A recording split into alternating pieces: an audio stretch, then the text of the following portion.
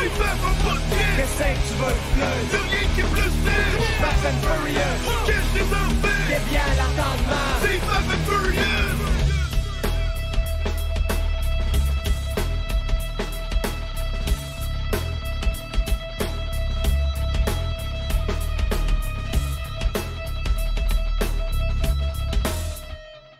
Spectacle. Et gros silence avant le spectacle. Et nous sommes live, tout le monde! La machine est startée! Merci pour l'orgie d'émoticônes, le gars que je peux même pas dire ton nom parce que je risque de me faire bannir de Twitch. Ah, mon Dieu. Ça part de même mes lives. Alors, j'ai deux grandes lumières devant moi. Une lumière philosophique et une lumière membriale. La lumière philosophique est bien sûr Marc Boilard. Bonjour Marc, comment il va aujourd'hui? Bravo les jeunes, vous êtes fantastiques. Je vais très bien, puis j'ai plein d'affaires à raconter. Fait que je suis très content qu'on se revoie. Après combien de temps? Ça fait combien de temps qu'on s'est vu? Une semaine? Une semaine. C'était mercredi dernier? Je sais pas si c'était mercredi. Non, je pense que c'était mardi la semaine passée. Mais pour ceux-là qui nous écoutent, à partir de maintenant, à tous les mercredis 19h30, on va avoir la chance, le privilège, l'honneur de faire des lives avec monsieur Marc Boilard. Et je lance même le concours dans le chat. Si quelqu'un peut avoir un meilleur nom que On jase avec Boilard, je donne 20$ de ma poche. Je suis freak de même. Oh que oui! Fait que trouvez-moi un nom à notre show et c'était 20$. J'ai que moi bien cherché toute la soirée, toi. C'est ça. Bon, ben, OK, attends, j'ai plus de temps. C'est ça. Hey, j'en ai besoin de ce 20$-là. Moi, là, les fêtes m'ont coûté cher, esti, là. Et ça va être un transfert accédé, fait que vous devez avoir un compte en banque. Bon! Alors, j'ai salué le Marc Boilard, mais nous avons le Autisticule ce soir. Bonjour, Autisticule, comment allez-vous? Ça va bien, et toi? Il va très bien. Comment tu profites de ton confinement? Est-ce que tu es avec ta copine? Est-ce que tu as magasiné les cordes au Canadien Tower avant que ça devienne illégal? Oui, à toutes ces réponses. Non, for real, j'ai eu un beau petit temps des fêtes. On est allé dehors, on est allé prendre des photos, on est allé aux chutes neigettes. Je sais pas si t'es déjà allé à Rimouski, Marc, aux chutes neigettes, là. Je suis allé à Rimouski une fois, je pense. OK, ben, prochaine fois que tu viens, il faut que je te montre les chutes neigettes. C'est vraiment, vraiment beau, là. Fait que grosso modo, ça a été ça mon temps des fêtes. Et toi, Faf, qu'est-ce que t'as fait dans ton temps des fêtes? Moi, qu'est-ce que j'ai fait dans mon temps des fêtes? Ben, j'étais avec ma copine. Honnêtement, j'ai principalement travaillé mon Twitch. Là, il y a d'autres. Ça paraît pas encore, mais pour ceux-là qui écoutent, mais il va y avoir de plus en plus de pimpage dans mon Twitch. Parce que c'est une plateforme que j'aime beaucoup. Et sinon, je dirais que. Honnêtement, je chillais aussi. Là, j'ai profité de mes premiers moments de congé depuis le printemps passé. Fait que ça fait du bien rien faire. Et toi, mon cher Marc, qu'est-ce que tu as fait ta journée de Noël et les suivantes? Moi, je suis en congé officiellement depuis le 17 décembre. 3 semaines off en attendant que la radio parte avec Bouchard au 93. Donc, c'est le 11 janvier. Puis, j'ai pas de pub non plus de saillant parce qu'en janvier, il n'en fait pas. Fait que je suis vraiment top off, entre guillemets, de mes jobs régulières payantes. Sauf que ce que je fais très activement depuis à peu près une semaine, puis on va s'en parler tantôt, c'est que c'est le temps du bilan puis de raffermir mon offre podcast. Ça fait que j'ai lancé puis j'ai monté ma newsletter la semaine passée. C'était la dernière étape d'une année à monter des podcasts puis une plateforme. Là, c'est le temps de faire sauter des affaires, tu sais. Pendant toute l'année 2020, moi, je ne me suis pas attardé aux résultats, aux chiffres, aux views. J'ai juste dit, moi, si j'ai une bonne idée, je la fais. YouTube, partout, go, je fonce. Mais à un moment donné, il faut que tu regardes c'est quoi le retour. Puis c'est ça que je fais. Puis là, je suis en train, un matin, entre autres, je prenais des notes. Puis je trouve que c'est vraiment intéressant.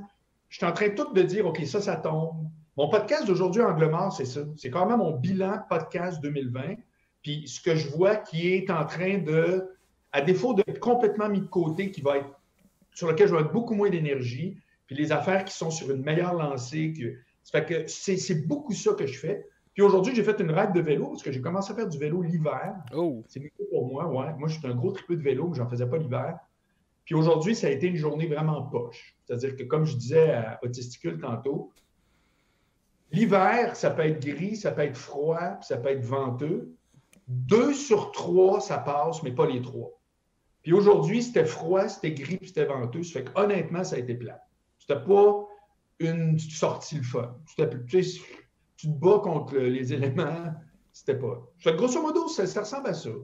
Puis c'est tranquille, mais ça fait bien mon affaire. Parfait. Puis, question même, t'as-tu un vélo spécifique? T'as-tu des tailleurs d'hiver? Ça marche comment à faire du vélo d'hiver? Ouais.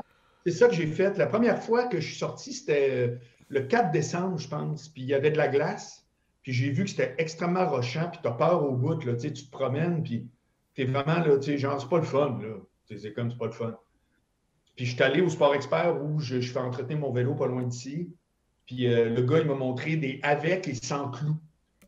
Puis j'ai fait, de la merde, donne-moi ceux avec des clous, littéralement. C'est sûr que quand tu es sur l'asphalte, tu le sens, tu sais. Ça fait vraiment drrrr, mais c'est pas grave, là. Ça coûte 75$ le pneu. Tu as ça pendant des années, bien entendu, évidemment. Tu prends pas ça, c'est pas comme un char, un gars qui fait 30 000 km. Là, donc, bref, c'est un tout petit investissement. Mais mon gars, si tu voyais la différence, tu montes, là, mettons une petite côte avec de la glace, là, tu pédales zéro dans le vide, ça chire pas, ça marche pour vrai. C'est la seule différence. C'est pas un fat bike. J'ai pris encore, moi j'ai un hybride, des pneus vraiment assez étroits, mais tu vois, il y a un clou de même, là, partout. Puis ça marche au bout. Ça fait une maudite différence. Puis moi, j'adore ça, mais pas quand c'est, comme je te dis, The Perfect Storm aujourd'hui. Là. Ça, c'est moyen. T'sais. Ouais, ça. OK. Mais y a-tu bien de la neige à Montréal présentement? Ben là, il a neigé depuis 3 heures. C'est full neige. Pour vrai? Je vais vous le montrer. Là. Je peux virer la caméra. Ben oui, je vais vous le montrer. Regarde. Oh, tabarnache! Ah! Hey, on n'a même pas de neige dans la rue, puis il n'y a pas de banc de neige ici. Ça s'en vient, vous autres. La beauté de l'affaire, c'est qu'ici, elle ne reste pas. Ouais. Et c'est comme, ça se peut que demain à midi, c'est terminé. Là. Ça fait que... Ouais, nous autres, demain, on va... Si on en reçoit, une fois qu'on l'a, on l'a jusqu'à dans le mois de quasiment janvier l'année prochaine. Ça va juin.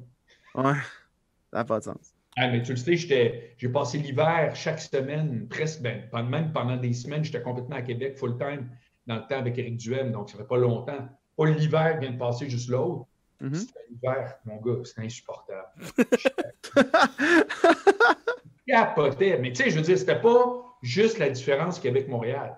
C'était un hiver partout qui était fou furieux. Je ne sais pas si vous vous en souvenez, mais il neigeait. C'était comme en 2008. 2008, je me souviens, il y avait neigé. Tu sais, le fameux « on ne sait plus où la mettre », là. Il y avait un bout de ça, là, en 2019. Là. Ils veulent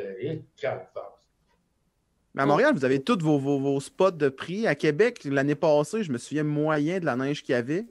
Moi, écoute, j'ai passé quasiment l'hiver, c'est patinoire. Fait que c'est vrai que j'en ai gratté une Christy Shot, par exemple. L'hiver passé, là, si on parle, mettons, janvier de l'an passé, c'est pas l'année où moi j'étais en onde, c'est l'année où j'ai arrêté d'être en onde. Je pense que ça a été un hiver correct. Moi, je te parle janvier, dans le fond, 2018. OK. Janvier 2018, moi j'étais en onde janvier 2018 jusque j'ai animé le mois de décembre, janvier 2018-19. OK. Ça, donc, il y a 2 hivers et calvaire. Ça avait été comme vraiment rocker. Ouais, toi, tu fais quand même l'aller-retour Québec-Montréal, peu importe la tempête qu'il y avait? Ou le... Ben, il faut que tu saches que moi, n'ayant pas d'auto, la température, je m'en claque parce que je prends l'autobus ou le train, ça fait qu'on s'en fout. On s'en fout. C'est sûr que quand tu utilises les services publics, c'est beaucoup plus facile, mais c'est juste... Moi, je me rappelle, je sais pas si c'est cet hiver-là, là, 2 ans à peu près, il y avait eu un hiver aussi que le monde était jammé dans le char sur l'autoroute, puis ils pouvaient pas sortir dans leur auto, puis tout. Moi, ce soir-là, mon meilleur ami, le fameux Roux, il travaillait en cinéma dans ce temps-là, puis il avait revenu à 3h30 du matin, direct dans le gros de la tempête. Ça avait été assez infernal comme run de char, là. J'avais mes amis qui travaillaient, tu sais, la cour était complètement grattée, puis ils ressortaient, puis ils étaient même pas capables de voir le char tellement qu'il y avait neigé partout. Là. Non, ça avait été intense. Mais Thierry, tu peux vivre ça souvent. Je l'ai revécu le 23 décembre. 23 décembre, j'ai fait un aller-retour, j'ai loué un char. je suis allé voir ma mère à sa résidence dans mon camp. Je suis allé voir Sylvain Bouchard. Je suis allé porter un cadeau pour Noël. Puis après ça, je suis allé voir mes clients du groupe Saillant à la concession là, sur Jules Verne, 5 fois Hyundai. Puis ben, donc tu fais les voies à faire. Puis j'ai fait aller-retour. Puis au retour, là, dans le coin, c'est Saint-Augustin jusqu'à Trois-Rivières à peu près, là, la grosse tempête, mon gars. Puis là, c'est tellement hallucinant parce qu'il n'y a pas de lumière. Ça fait que quand la neige vient, si tu mets les hautes, c'est pire. Ça fait comme un mur blanc. Puis tu fais juste suivre les 2 lumières rouges en avant de toi du char. Puis tu te dis, si lui, tranquillement, il chire, tu le suis. Comme un mouton qui saute de la falaise, mon vieux. Ah, mais sérieux, c'est élevé, là. C'est vraiment élevé. Du Percy, c'est rarement de même. Habituellement, ça roule bien, mais... En tout cas, bref, l'hiver, vous voyez que je ne suis pas un fan. Sinon, avez-vous des plans pour le 31? Moi, 0, 0, 0, 0, rien. Vraiment, le RIEN, rien. Vas-tu écouter le bye-bye? J'écoute jamais le bye-bye. Comment ça? Ben, j'écoute 0 Télé du Québec. Ah. J'écoute 0, 0. Je suis au courant de tout, mais j'écoute absolument rien. J'écoute rien. Ben, d'ailleurs, vous savez que depuis une semaine, j'ai pris un recul total de tous les médias, de toute l'actualité, de tout. Comment ça? Y a-t-il une raison particulière? Oui, parce que je trouve... Moi, d'abord, la période actuelle, là, avec les pros anti, les vaccins, 6 mois, peut-être, mon gars, je veux dire, je m'en fous totalement. Je suis complètement détaché de quelqu'un qui a une opinion absurde, de quelqu'un qui a une opinion qui se tient. Ça m'est totalement égal. Ce qui me fait halluciner, c'est tout le monde qui a un avis sur tout, comme si tout le monde connaît tout. Ça me fait capoter. Puis là, ça commençait à m'atteindre parce que je suis en fin d'année comme tout le monde. J'étais plus fatigué un peu.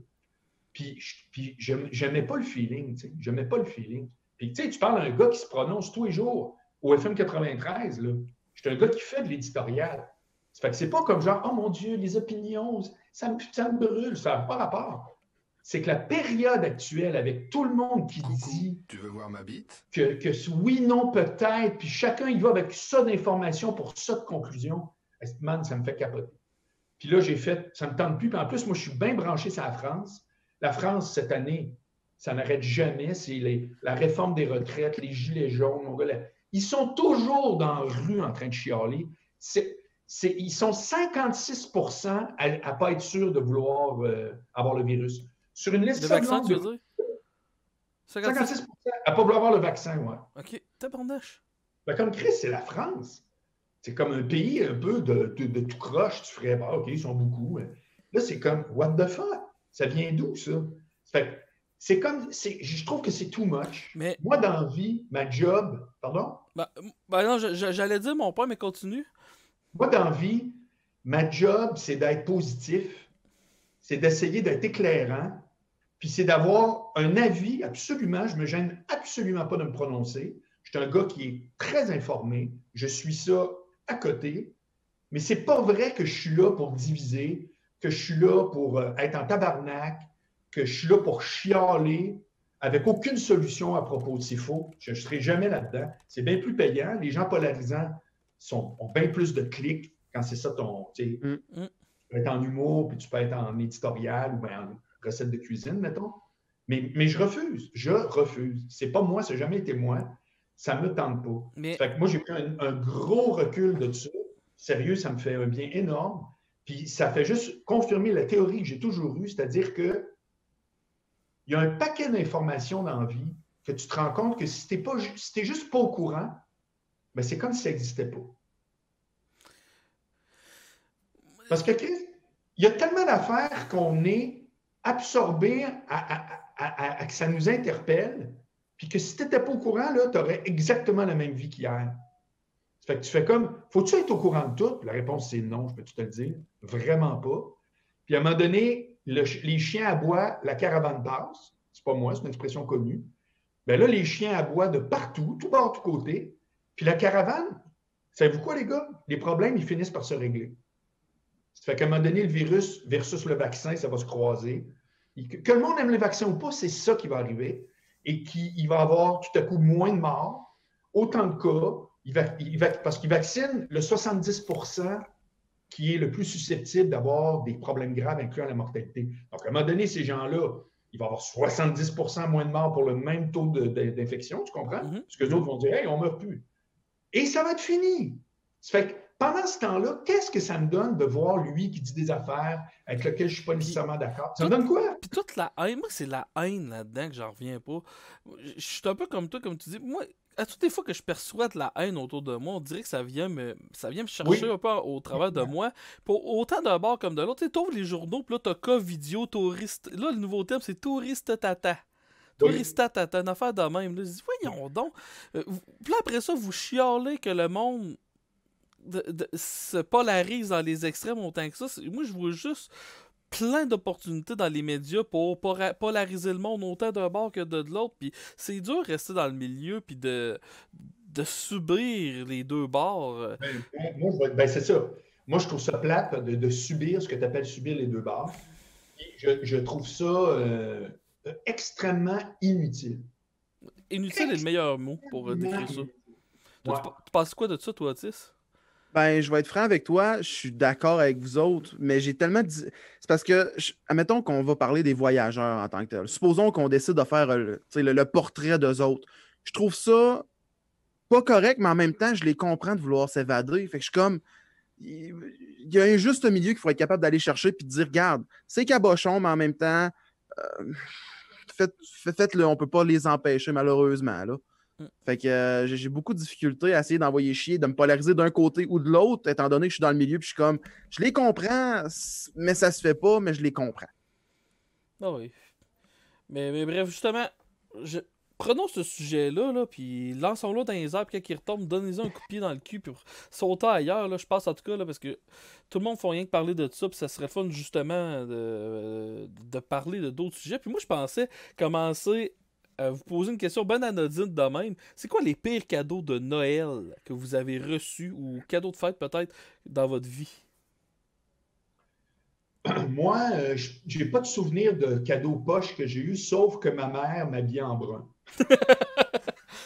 Ben, je pense qu'on en a trouvé un, Marc, là. Je veux pas, je veux pas t'enlever là, des images. Je sais pas si comment ça marche aujourd'hui, un jeune de 10 ans. Moi, là, pourquoi il me donnait des vêtements? Quand tu as 10 ans, tu veux pas avoir un gilet. Tu veux rien savoir de tout ça. C'est complètement zéro. Je me souviens pas après d'avoir eu des mauvais cadeaux. Peut-être que j'ai eu des cadeaux ordinaires, mais j'ai pas de souvenir. Mais ma mère, elle aimait le brun. On était tous habillés en fucking brun. Puis aujourd'hui, on en fait vraiment un running gag. Mais si j'ai eu des mauvais cadeaux, c'est parents qui m'écoutaient, là, donnez pas du linge à un enfant de 10 ans. C'est complètement zéro, là. C'est zéro. Oh, il va être beau, mais lui, ça crisse. Ah, je peux vous dire une affaire. Encore une fois, un grand coup de ma mère qui m'avait acheté. Non, mais je vais vous conter de quoi. Vous allez rire. Vous allez rire en calvaire. Ça va décrire une grande partie d'où je viens. Ma mère, à un moment donné, m'achète un manteau fait comme en aluminium, là, couleur argent luisant, là, que j'ai jamais voulu porter. Puis, je lui avais dit, oh non, mais je ne porterai pas ça, telle affaire, puis tout. Puis c'est elle qui l'avait acheté, puis tout ça. Et là, peu de temps après, parce que vous allez voir que les deux histoires vont ensemble, peu de temps après, je suis à l'arrêt d'autobus, je suis en secondaire 1. J'ai pas 4 ans, là. J'ai 13 ans. Je suis à l'arrêt d'autobus, puis tout à coup, Pierre Saint-Cyr, tu sais, il y a des moments marquants comme ça. Pierre Saint-Cyr dit devant tout le monde, la petite gang à l'arrêt d'autobus, comment ça se fait que tu portes des pantalons bruns avec des bas verts? Puis c'était vraiment les couleurs, je m'en souviens, des pantalons bruns avec des bas verts. C'est que moi, je réponds comme si je suis au-dessus de ça. Je fais, bon, moi, je mets ce que ma mère met sous mon lit. Tu sais, moi, j'ai semblant que je suis au-dessus de ça. Hey, man, la tornade. Quoi? C'est ta mère qui t'habille. Habillée jusqu'à l'âge de 13 ans. 13 ans, là, tu t'habilles à 13 ans, excuse-moi, là, tu sais. Mais chez nous, c'était de même. Puis moi, je fermais ma gueule. C'est comme, il y avait sur le lit la paire de bas. Ce jour-là, il y a eu les couleurs de trop, c'est-à-dire brun et vert. C'était vert forêt, je m'en souviens. Puis c'est la fois où j'ai arrêté, puis j'ai dit à ma mère, ouais, là, maman, là, je vais m'habiller ça. C'est malade, hein? C'est vraiment... Vous me faites rappeler ça. C'est que dans les mauvais cadeaux, c'est des vêtements que tu ne veux pas avoir parce que tu es trop jeune. Puis, des vêtements que c'est comme, je ne suis pas supposé porter ça. mais je réalisais pas que je suis supposé m'habiller tout seul. Ah, mais autant que quand t'es jeune, les vêtements, t'es comme ah, pourquoi tu me donnes ça? Moi, je me souviens, ma grand-mère, elle me donnait du linge des fois, là, que j'étais comme pourquoi tu me donnes ça? Ah, des affaires Ah, tricotées. ben, c'est ça, t'es comme, regarde, un chandail en Fentex, je ne crois pas porter ça, mamie, là. Mais sinon, genre, aujourd'hui, tu m'offres du linge, je suis sur le bord des larmes, je suis comme, Oui, oh! mais j'ai spécifié 10 ans. Ah oui, 10 je ans. sais, mais Ben- aujourd'hui, hey, je reçois une paire de boxeurs, je suis comme, yes, si je suis pas obligé de virer mes anciens de bord dans ma semaine, je peux en avoir une nouvelle paire à laver puis à virer de bord. Fait que pour vrai, dans le temps, c'était ça, mais niveau cadeau, je pense que c'était ça, c'était vraiment, quand t'étais jeune, c'était du linge. Ouais. Tu t'attends à Puis- avoir, tu sais, un enfant de 12-13 ans, il s'attend à avoir des articles de sport, des jeux vidéo, des cossins de même, pas du linge. Mais moi, j'ai une anecdote pas pire avec la Vas-y fête donc. que ma mère m'habillait parce qu'à Polyvalente, j'avais fait la même gaffe que toi, Marc. J'avais été dire que c'était ma mère qui m'habillait. Là, tout le monde était mis à rire de moi à cause de ça. Puis j'ai un de mes amis qui travaillait que ses parents travaillaient dans un place de lettrage puis tout. Puis j'ai demandé qu'il me fasse un chandail. Puis après ça, j'arrivais avec un chandail, c'était écrit c'est ma mère qui m'a acheté ce chandail. C'était Ah, écrit c'est bon. ça dessus. Fait que j'ai arrêté de me faire écœurer à cause de ça. Wow! Bon C'est flash. une contre-attaque. Toi, tu sais, c'était pire cadeau. Ouais, ben c'est ça. Moi, ça a été du linge que je comprenais pas trop en quel honneur. Tu sais, j'ai toujours été genre très grand pour mon âge, là, puis c'était du linge. Mettons que je portais du large, je recevais du small, puis j'étais comme, je le sais que c'était pas pour moi, là, le cadeau, là, c'était pour genre mon cousin qui a décidé de pas se pointer, puis a changé la carte à la dernière minute. Sinon, je vois pas d'autres choses parce que j'ai comme développé une mentalité avec les années de être excessivement reconnaissant de toutes les petites affaires que je reçois. Genre, parce que la personne, elle prend le temps d'aller le chercher au magasin, elle prend le temps de te l'emballer, de te l'apporter. Elle a pris de son argent qu'elle aurait pu utiliser pour ses affaires, pour te faire plaisir à toi. Fait qu'elle me donnerait un stylo aussi que je serais comme, sais-tu quoi? J'adore ça. Merci beaucoup. Regarde, ça va m'en faire un pour l'utiliser. Fait que c'est ma mentalité avec moi que j'ai développée pendant les années, là. Tu vois, moi, le pire cadeau que j'ai eu, puis je vous bats à plat de couture. On est le 22 décembre. Je m'en vais voir ma copine et dans l'après-midi, je m'en vais à l'hôpital me faire opérer. Tu te fais dormir puis tu te réveilles le lendemain, le 23 décembre, à l'hôpital. Une opération, c'est pas de quoi de grave, là, mais quand même. Et ma copine me laisse le 22 décembre, 3 jours avant Noël, l'avant-midi de mon opération. Tabarouette, OK, ça frappe. Wow. Fait que après ça, puis le pire, c'est que j'en avais jasé dans un autre podcast hier, mais en plus, c'est que j'avais une condition à cause, je m'étais fait rentrer de quoi dans la vessie à cause que j'avais eu des trop grosses pierres au rein qui passaient pas puis qui avaient bloqué mon conduit. Puis je ne pouvais pas rien faire côté sexuel. Fait que, imagine-toi le matin que je me fais enlever ça, que là, enfin, je vais pouvoir faire de quoi avec ma blonde, elle me laisse. Et Et tu là, l'as vu venir? du tout. Ah! Du tout. Tabarouette, c'est une claque. Du tout. Puis là, elle se sentait tellement mal de me laisser qu'on dirait que c'est plus moi qui me suis laissé moi-même, que je parlais à sa place. Fait que là, je sors de là complètement à scrap, les genoux sciés, je m'enligne à l'hôpital, je me fais endormir, je me réveille, je reviens chez nous. La première affaire que mes parents me disent en me voyant, c'est « Bon, on fait quoi avec les cadeaux qu'on a achetés pour ta copine? » Ils savaient qu'on n'était plus ensemble, là. Fait que, tu sais... As-tu texté tes parents pour leur dire là, je m'en vais laisser Pierre-Luc? Non. Non, mais je les avais avertis, mes parents, là, avant de me faire endormir, parce qu'il a fallu que je me fasse conduire à l'hôpital, là, évidemment. Ah, ok. Là. Fait que c'était mes parents qui m'avaient Fait conduit. qu'eux autres, ils ont pensé tout de suite à dire regarde, on a encore la facture, si ça te dérange pas trop, on aimerait ça aller reprendre notre argent. Non, ben, je me rappelle, ma mère avait dit je suis content parce que le cadeau que j'ai acheté à ta blonde, je voulais m'en servir, fait que je vais le garder pour moi. Ben, fais donc ça, maman. Puis cette fille-là est rendue où, là? J'ai repris avec, puis je sors avec présentement depuis 13 ans. Pour vrai? Oui. Combien de temps après? 3 ans. Ben, Hein? 2 ans et demi, 3 ans, ouais. On s'est laissé. C'est quoi? C'est quoi la raison invoquée? Ben, premièrement, moi, je suis pas quelqu'un. Tu sais, même si ça m'a mis à terre qu'elle me laisse, je suis pas le gars le plus rancunier au monde. On peut peut-être dire trop bonasse, par exemple, là, mais la semaine d'après, je faisais des affaires avec elle en tant qu'ami. J'ai jamais été rancunier avec aucune de mes relations, même les bons que je m'étais faites avant, puis les relations que j'ai eues entre deux fois la même fille, on va dire. Fait que j'ai continué à faire. Puis elle, en plus, elle a sorti avec un de mes meilleurs amis. On avait un groupe de musique ensemble. Fait que là, ma blonde commence à revenir à toutes mes jams, à tous nos spectacles. Ma soeur avec mon meilleur ami à côté. Fait que, oui, ça a été. Puis on a tout le temps resté amis. Puis à un moment donné, elle dit, garde, là. C'est elle-même qui m'a dit, garde, on le sait, là, qu'on va finir par revenir ensemble. Je dis, ben oui. Fait que, on est revenus ensemble. Wow! C'est que 3 ans de temps, vous étiez quand même body-body. Ouais.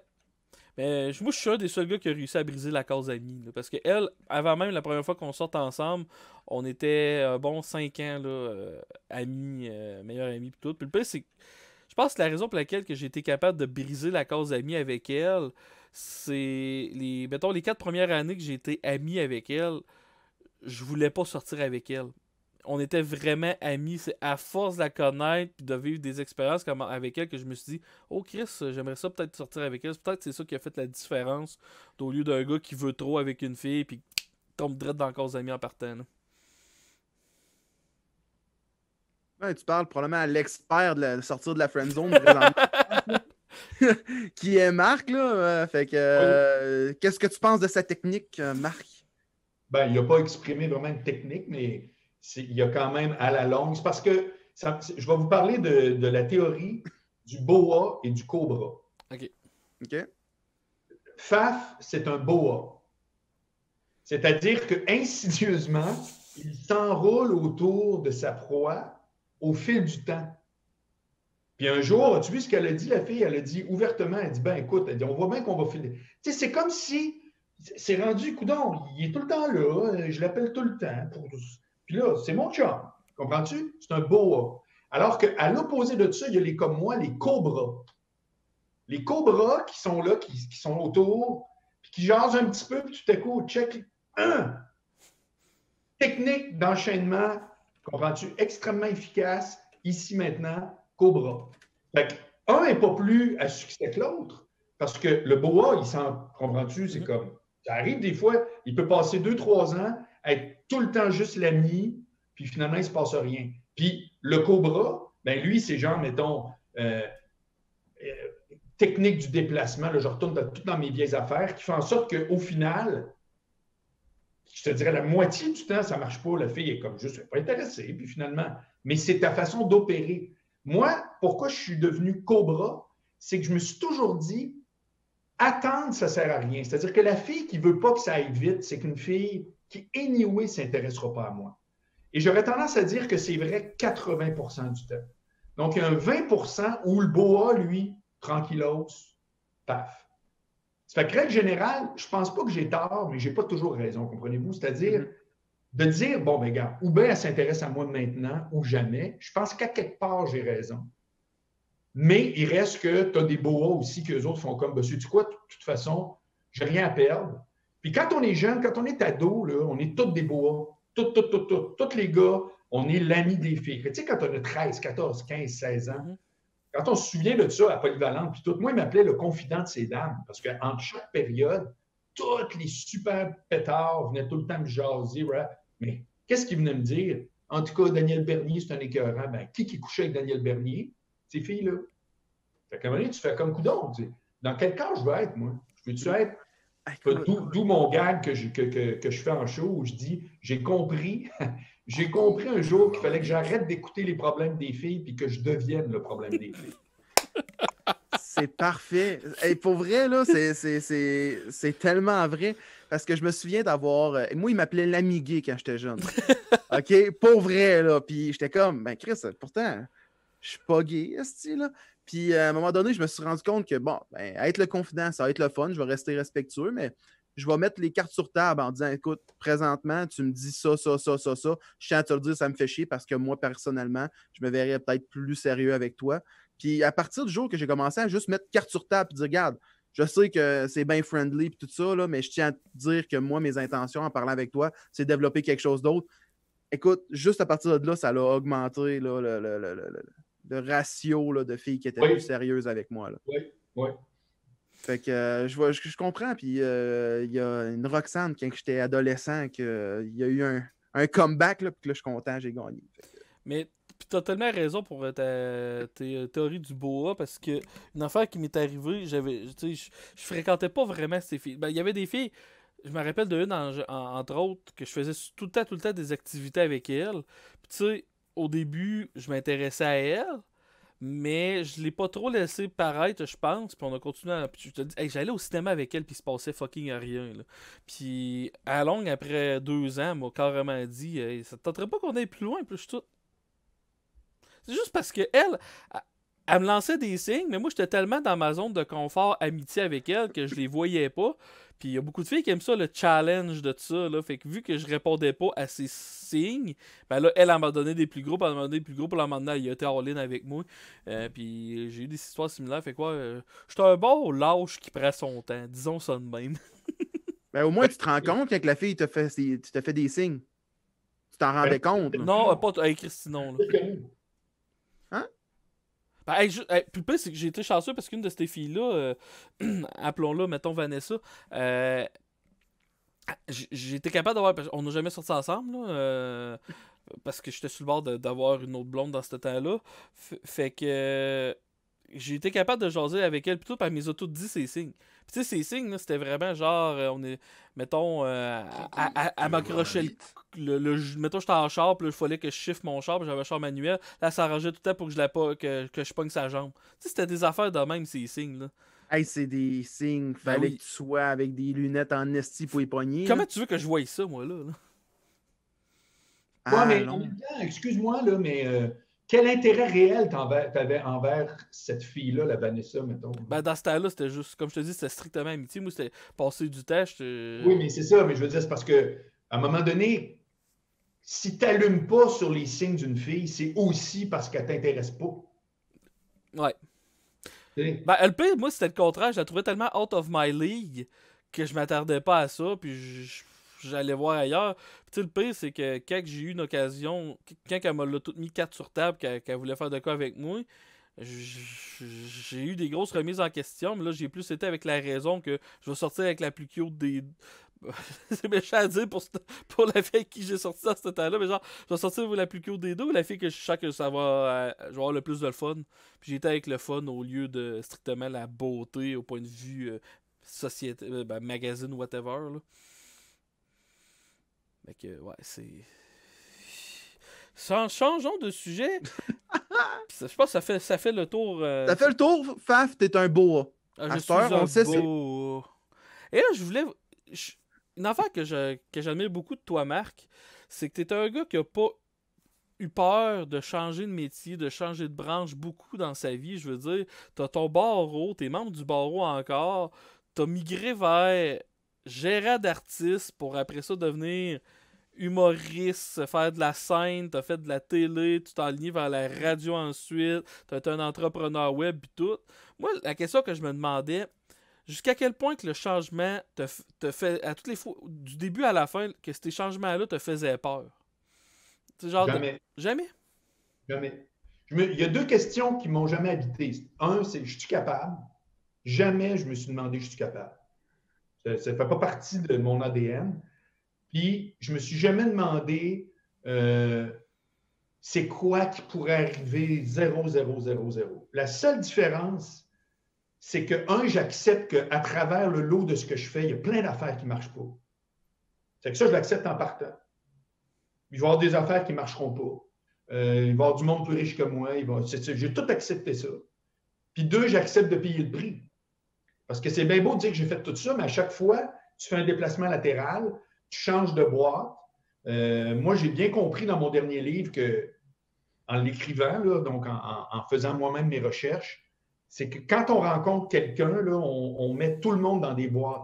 Même là, à TV, tu regardes quelqu'un, tu le mets dans une boîte. On est fait de même. Puis quand tu décides de changer de boîte, comme moi je fais, le monde, ils ne veulent pas que tu changes de boîte. Ils ne veulent pas. Ils ne s'en rendent pas compte, mais Quand on a brandé quelqu'un, on ne veut pas le rebrander. C'est comme c'est assez, là, c'est réglé, lui, il est le même. Ça fait qu'à chaque fois, tu payes le prix de repartir, etc. C'est d'une lourdeur épouvantable. Il y a une affaire que j'aurais faite différente, c'est qu'à Testostérone, j'aurais fait juste un personnage. J'aurais fait un personnage de macho. Il se serait appelé Martin Ballard. Il y aurait une perruque, un paquet de cigarettes comme à Polyvalente, les gars portant en dessous du T-shirt. Comprends-tu? Un collier. Il aurait peut-être un dentier. Ça aurait été un personnage. Ce serait appelé Martin Ballard. Ben, sais-tu quoi à quel point c'est absurde? J'aurais 52 émissions de suite dit exactement la même chose, mot à mot, mais tout le monde aurait fait est-ce qu'il est malade avec son personnage de macho. Je trouvais ça lâche. J'entendais tous les humoristes dire je fais des personnages parce qu'ils peuvent dire ce que moi je ne peux pas dire. Je disais donc ben lâche. Moi, je vais dire tout en Marc Boilard, puis il arrivera ce qui arrivera. Le monde fera en différence. Tu vois bien que c'est un show, ce que Mascotte, il coupe des melons d'eau avec une hache. Tout est ultra exagéré. Ben, sais-tu quoi? Non. Non. C'est comme Jean-François Mercier, qui avait fait le bye-bye, marqué le gros cadre, il avait fait un éditorial. Ben, le lendemain, Yves Boisvert, il tombe dessus en disant c'est épouvantable. Tu fais comme, man, tant que tu ne fais pas un personnage, tu n'es pas un personnage. Une affaire que j'aurais faite différemment, c'est ça. Tout le reste, de dire que j'ai changé, puis tout, c'est qu'à chaque fois, je fais comme, oui, mais moi, je veux faire ça. Je m'en fous comment ça va coûter. Moi, je veux faire ça. Moi, je veux devenir ça. Moi, je veux faire ce checklist-là. Fait que c'est ça, ma réponse. C'est pas que je suis meilleur, vraiment pas, parce que j'ai floppé plein d'affaires. Mais si ça ne me dérange pas de flopper, puis je sais qu'il faut payer le prix, je le paye, le prix. C'est tout. C'est que la peur intervient nulle part là-dedans. T'sais. Mais je te pose la question, parce que tu as eu ton barreau, tu as commencé à travailler un peu comme avocat. T'as pas commencé... Hein? J'ai fait mon stage. J'ai fait juste le minimum qu'il fallait, 6 mois de stage. Ah, puis t'as embarqué direct avec Juste pour rire après? Oui. 3 semaines après que j'ai assermenté, j'ai commencé à la billetterie pendant le 11e festival Juste pour rire. Puis de là, après... C'était tout croche comme organisation, c'était incroyable. J'ai travaillé là 3 semaines, je suis retourné à Québec, genre, je ne sais pas pourquoi je suis allé là, c'était n'importe quoi. Je suis retourné finalement, puis je me suis inséré dans un département qui s'appelait la formation.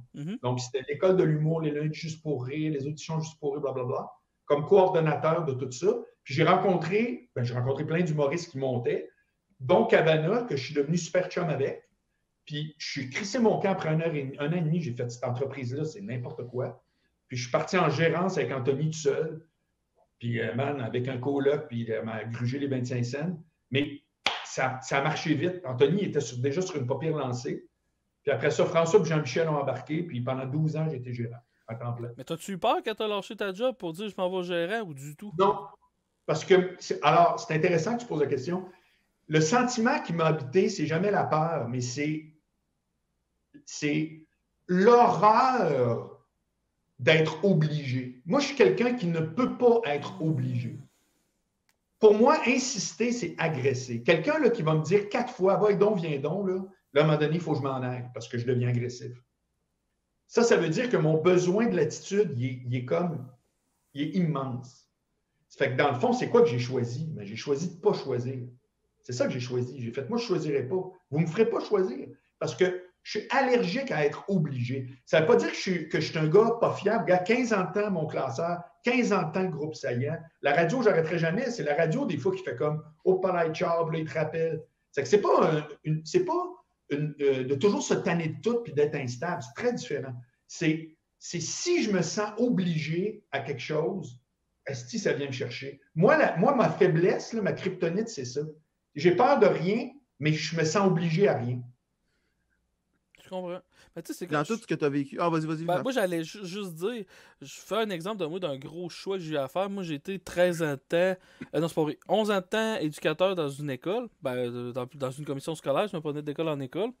Puis j'ai fait 3 années de trop dans ce métier-là. Puis vraiment, puis à la fin, j'étais rendu une caricature de moi-même, là, genre dans le sens que j'étais un zombie à l'école. J'étais plus là partout, là, j'étais burn-out bien profond, mais je continuais. Puis la raison pour laquelle que je continuais tout le temps, c'est... Ben là, j'ai mon fonds de pension, j'ai mes avantages sociaux, faut pas... Puis j'avais tellement peur, quand j'étais dans une job de merde, j'avais tellement peur, puis tout...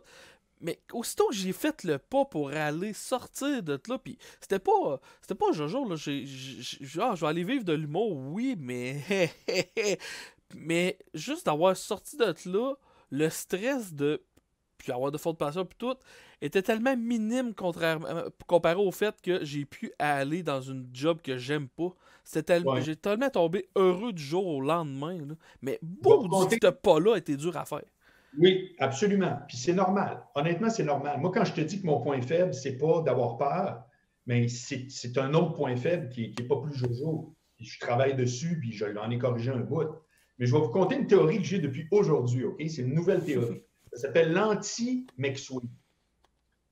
Pierre-Yves McSween a écrit 2 livres, dont un qui s'appelle Liberté 45, puis c'est des best-sellers. Puis honnêtement, c'est très valable. Le gars, on le connaît bien, il est très sympathique, tu comprends, j'ai aucun problème avec lui.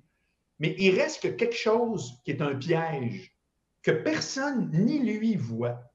Puis je vais vous le résumer en un appel que j'ai eu quand j'étais en ligne ouverte au 93, il y a à peu près 3 ans de ça. Le gars, je me souviens plus c'était quoi mon sujet.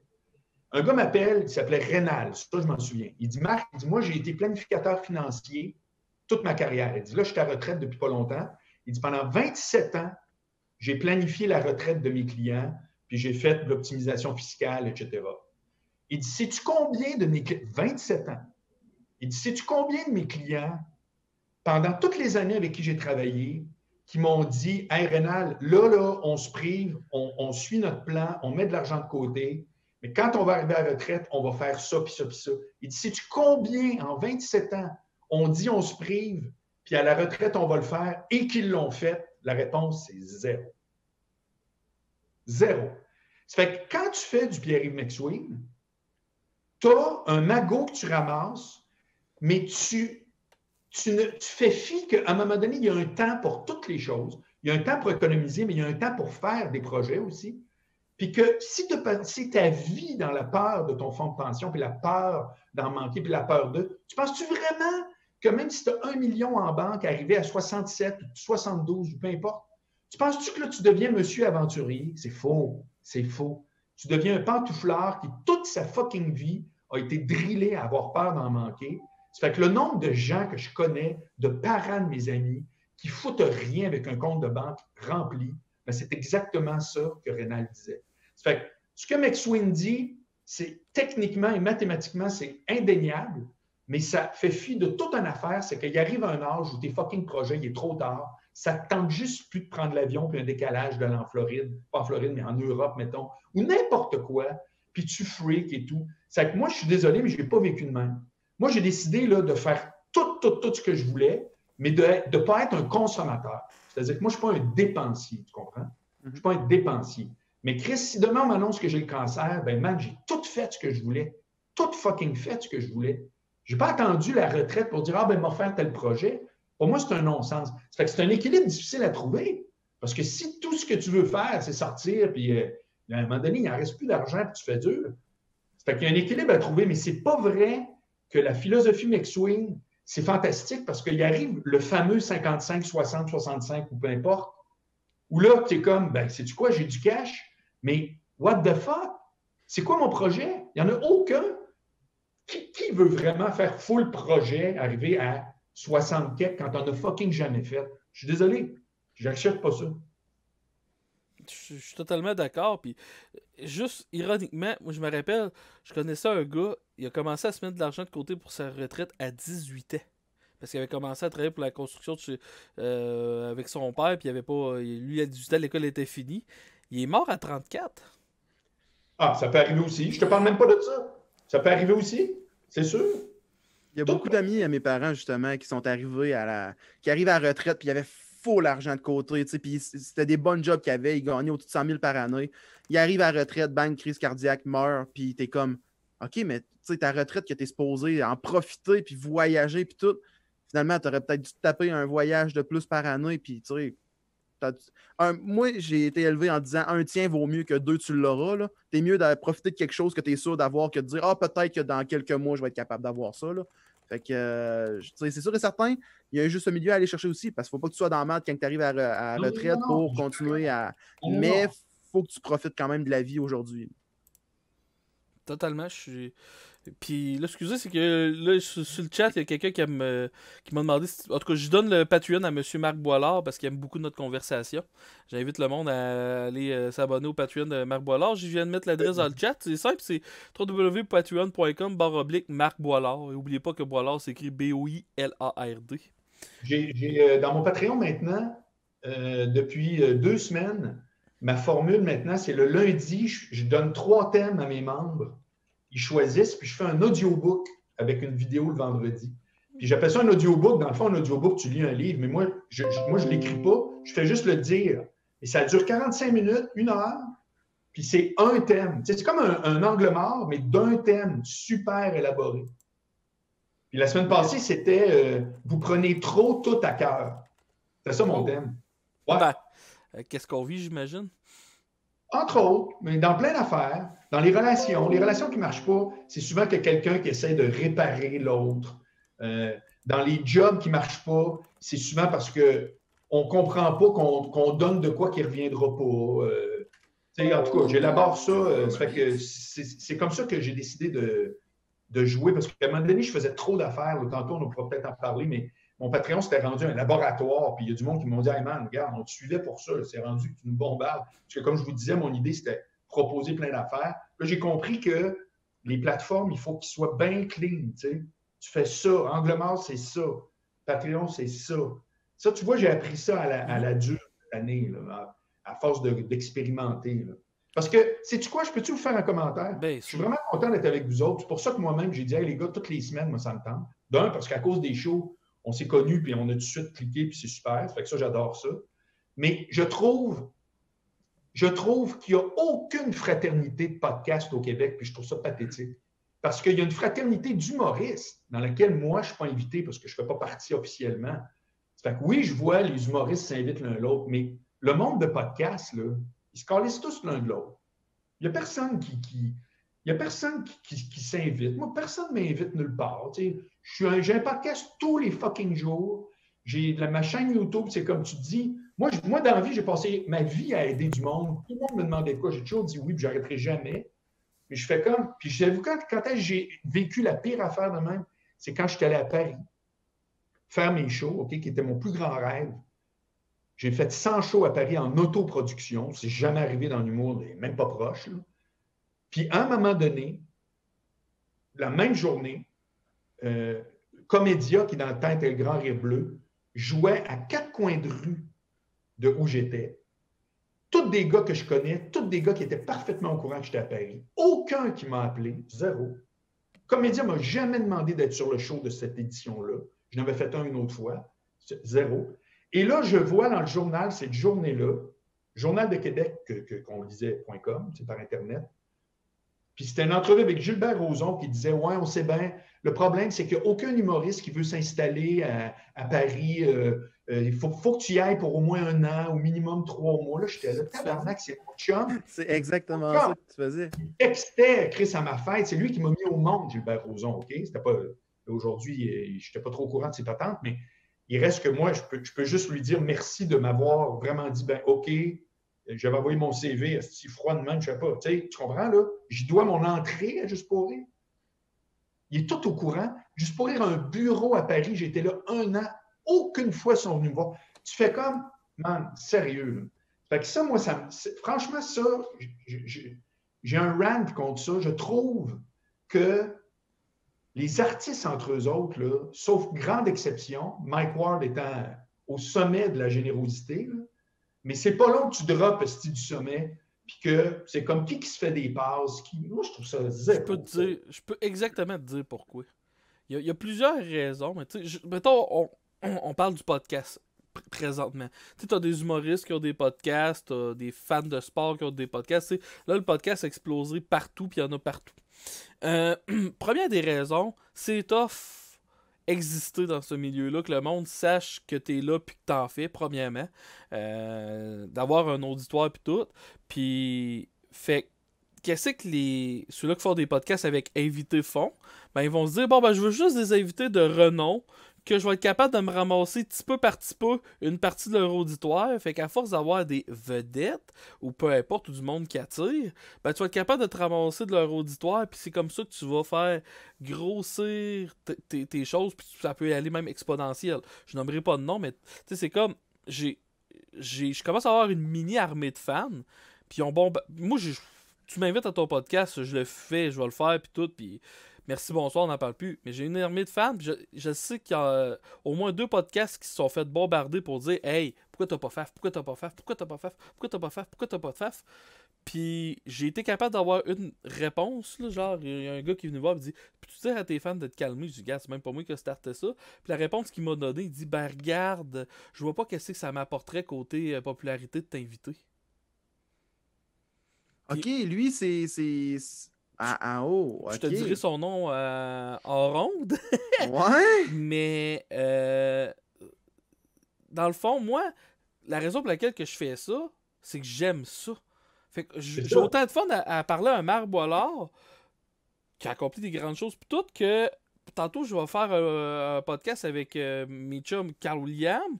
La semaine passée, j'ai eu un humoriste qui est encore à l'école de l'humour que j'ai jamais connu de ma vie, que j'apprenais. Tu sais, moi, j'ai du fun à parler. Moi, mon gros fun dans la vie, c'est de masser et de jaser au monde. Fait que c'est pour ça que j'invite peu importe qui pis tout, mais c'est pas tout le monde qui ont cette... Tu sais, le monde qui sont carriéristes as fuck, ils vont être amis avec toi s'ils trouvent... Pis ça, c'est... Tu dis qu'il y a une belle camaraderie en humour, c'est vrai, mais il y a du monde que tu sens que sont gentils avec toi, pis aussitôt qu'ils ont été capables d'aller chercher qu'est-ce qu'il y avait besoin de toi, il n'existe plus. Je sais pas si t'es d'accord avec moi, Marc, ou Oui. Otis. Oui, c'est juste Ouais, que... je suis d'accord. Je suis bien d'accord. C'est juste que je trouve que ce qui est négligé dans ça, c'est que tu as des invités qui sont connus mais plates. Puis tu as des invités. Moi, je sais que je suis un invité payant. Tu sais, parce que Chris, j'ai du background, j'ai fait plein d'affaires, je suis un communicateur. Il n'y a personne qui dit on est voilà, c'était plate. Je ne sais jamais que c'est arrivé. Tu sais, à un moment donné, on peut se lancer des fleurs. Fait que je fais comme OK, je n'ai pas le following de François Bellefeuille, fine.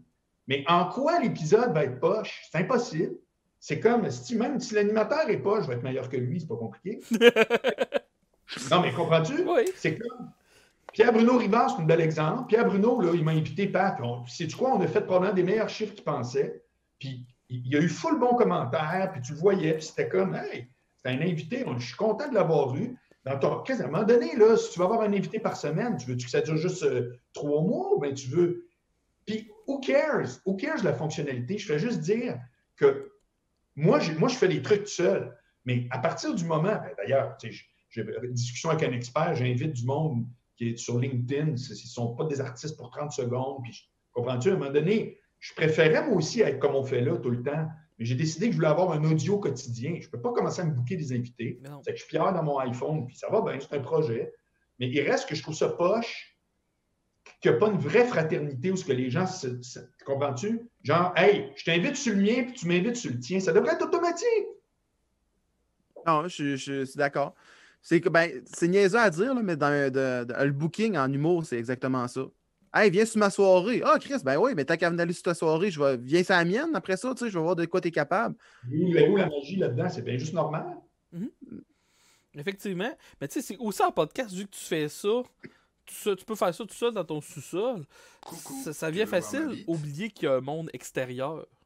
Tu deviens quand t'as cabané, puis si t'as un certain succès, puis exemple, t'as tout le temps les mêmes 20-30 invités, puis tu fais une rotation, puis le monde se rend pas compte que dans le fond, t'as tout le temps les mêmes 20-30 invités. Mais le monde veut juste pas sortir de leur zone de confort aussi. Là. Puis... Non, normal. Ils peuvent faire ce qu'ils veulent. Je parle pas de moi, là. Je parle juste que moi, je constate. Moi qui m'invite ou pas, je l'ai fait mon affaire, là. C'est pas grave. Mais il reste que ça me rappelle, je trouve que ça me rappelle la fois à Paris que je vous ai compté. Quand j'ai commencé cette année en février, je me disais, hey, ça va être le fun. On va tous s'inviter, on va tous faire des trucs, puis des patentes, puis tu sais, moi, j'aime ça faire des entrevues. Il y en a qui n'aiment pas ça, faire des entrevues. Moi, j'aime ça. Je me disais, hey, je vais rentrer là-dedans, puis on va créer de la richesse, là, mettons. Ben, c'est comme, oublie ça. Je te dis pas que ça n'arrivera jamais, mais tu fais comme. Je sais pas. Moi, Ben, tu sais, Y a-t-il des pas podcasts fait de en tant que même. tel que vous voulez faire, que vous voyez présentement, puis vous dites, Chris, j'aimerais ça aller à ce podcast-là. Penses-tu que ce serait mal vu d'écrire, supposons, OK, moi, j'aime beaucoup écouter Le Carré de Sable, OK, avec PB, là. Puis, tu sais, ça serait quelque chose que je voudrais faire prochainement. Trouvez-vous que ça serait mal vu que j'écrive à PB, je dise, hey, salut PB, je vois ton podcast présentement, Le Carré de Sable. J'aimerais ça y participer, penses-tu, Non, prochainement? on devrait toujours faire ça dans la vie, point. Tout le temps. Tu veux ça, on clenche, let's go, on envoie un message, puis on veut y aller? C'est clair. moi, je suis Puis, d'accord tu sais, je avec... veux dire, Je suis d'accord avec Marc, excuse-moi de te couper, mais la pire erreur que j'ai faite depuis que je suis humoriste, moi, c'est de pas relancer le monde qui m'ont dit hey, tu sais, ils t'en trouvent une petite porte un peu pour quelque chose, puis moi, j'aurais dû juste rentrer dedans, mais moi, j'attendais tout le temps qu'ils me rappellent. Faut pas que t'aies peur de demander au monde. t'as raison. T'as- Même moi, il y a des jours que je me fais demander, là, le live commence à avoir un petit peu de chiffre, fait que là, il y a beaucoup de monde qui me le demande. Puis, tu sais, même si je vais être sincère, des fois, je trouve ça un peu, j'ai pas le mot en français, annoying, là, Tannant. tannant, même si je trouve ça tannant. Le pire, c'est que je prends le nom, je les mets dans une banque, puis je dis, ah, ok, lui, ça l'intéresse, fait que je sais que je vais être capable de l'avoir si jamais j'ai une cancellation. Tu sais, mettons quelqu'un que j'ai aucune affinité, mais quand même, je serais intéressé à parler. Je dis, ah, si j'ai une cancellation ou quelque chose, ou je manque d'idées une semaine, je vais pouvoir le prendre. Bon, ça fait un peu bouche-trou, mais tu sais, veux pas, c'est de même que tu fais des liens, puis. Oui, de un. Deuxièmement, c'est que je pige dans toi puis tu piges dans moi. Il y a où le problème? Mhm. Puis de deux, c'est que à un moment donné, c'est ces dynamiques-là qui créent quelque chose pour tout le monde. C'est-à-dire que c'est sûr qu'un podcast. Moi, je me fais dire souvent, Angle Mort, vas-tu avoir des invités? Non. C'est pas je veux pas. C'est que, Chris, c'est tous les fucking jours. Ça fait qu'à un moment donné, j'ai décidé de faire. Il y a d'autres projets. Mais lui, je peux pas. Mais je suis pas cave, là. C'est bien mieux quand tu n'es pas tout seul. De toute façon, qui jase tout seul dans un micro? On en a parlé la dernière fois. C'est comme, ça n'existe pas, là. Il y a pas de. Tout le monde est soit en ligne ouverte, ou bien un invité, ou du monde autour de la table. Ça fait que c'est pas hot, là. Je sais, c'est pas hot. C'est comme plus un champ de pratique. Tu t'en vas frapper des balles. Tu sais, chaque matin, tu jases tout seul. Mais Dans t'es la tout vraie seul. vie, WTF de Mark Maron, il le fait tout seul, si je me trompe pas, là, aux States, là. Tu sais, puis Mark Maron, c'est selon moi un des grands humoristes aux États-Unis, là. Il est vraiment solide, là. Puis il y a un podcast WTF qui fonctionne bien, il est tout seul, il jase, il donne ses idées, puis il raconte des anecdotes. Fait que Marc, pour vrai, continuer tout seul en angle mort puis tout ça, c'est sûr et certain que ça intéresse énormément de personnes, là. Plus que ça va se connaître, plus qu'ils vont connaître la personne en arrière du podcast, c'est sûr, là. Non, je comprends. Je fais juste dire que c'est pas comme si je préfère être tout seul. C'est pas vrai. OK. Complètement fou. Je crois que tu peux avoir plus qu'un projet, de un, puis je crois que c'est exactement ce qu'on fait là. C'est vraiment plus dynamique qu'un gars tout seul.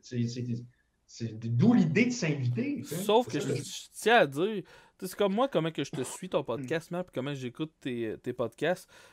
Plus souvent qu'autrement, ben, tu sais, quand tu les annonces souvent sur Facebook, moi, c'est la plateforme que j'utilise le plus personnellement. Puis quand que je les vois passer, puis je me dis, hey, mettons, quand il arrive un sujet, là, je me dis, oh, ok, des fois, je me dis même, j'ai hâte de voir qu'est-ce que Marc va en parler. Fait que, tu sais, toi, ton talent, c'est, tu sais, t'es tout seul.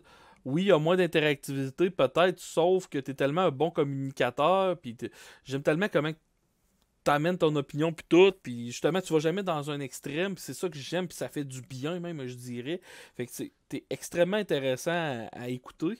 Fait que, tu sais, il y a de la place à la diversité dans le podcast. Puis tu sais, si je continue, le monde qui ont des podcasts avec invités gagnerait à oser.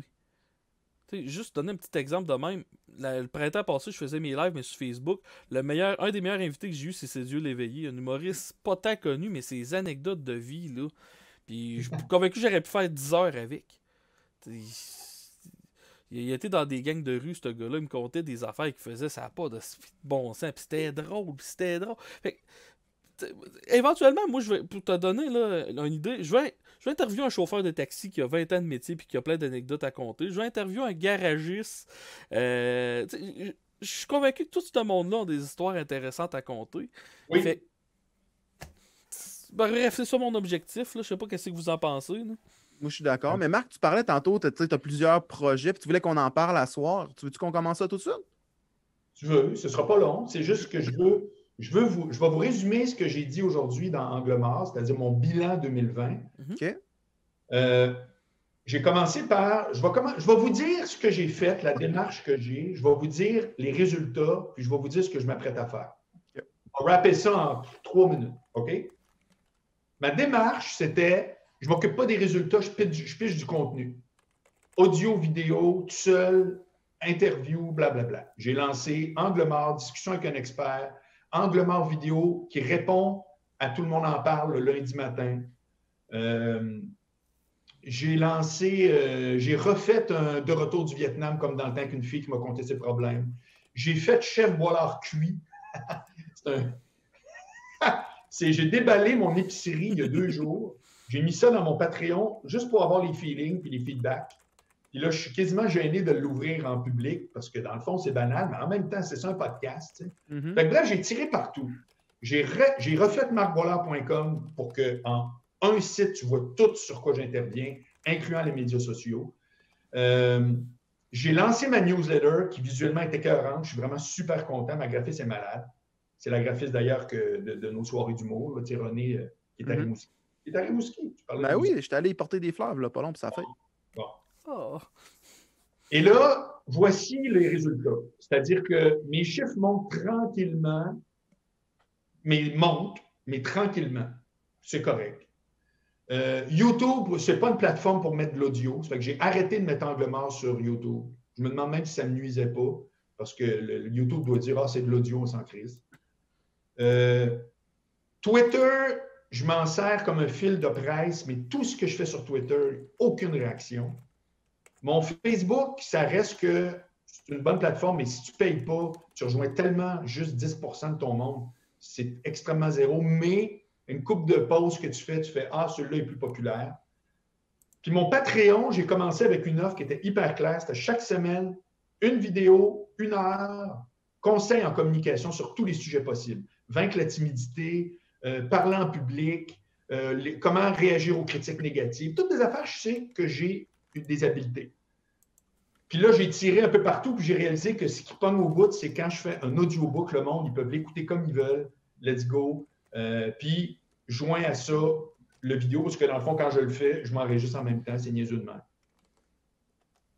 Moi, ce que je pense, c'est que il faut que je raffermisse mon offre, que je fasse Twitter si ça donne. LinkedIn, vois-tu, LinkedIn, c'est le réseau qui m'aime le plus. J'ai des posts vus des dizaines de milliers de fois, des 80 000 fois dans LinkedIn. Une réflexion sur la business que je fais. Mais qu'est-ce que ça m'a donné? Rien.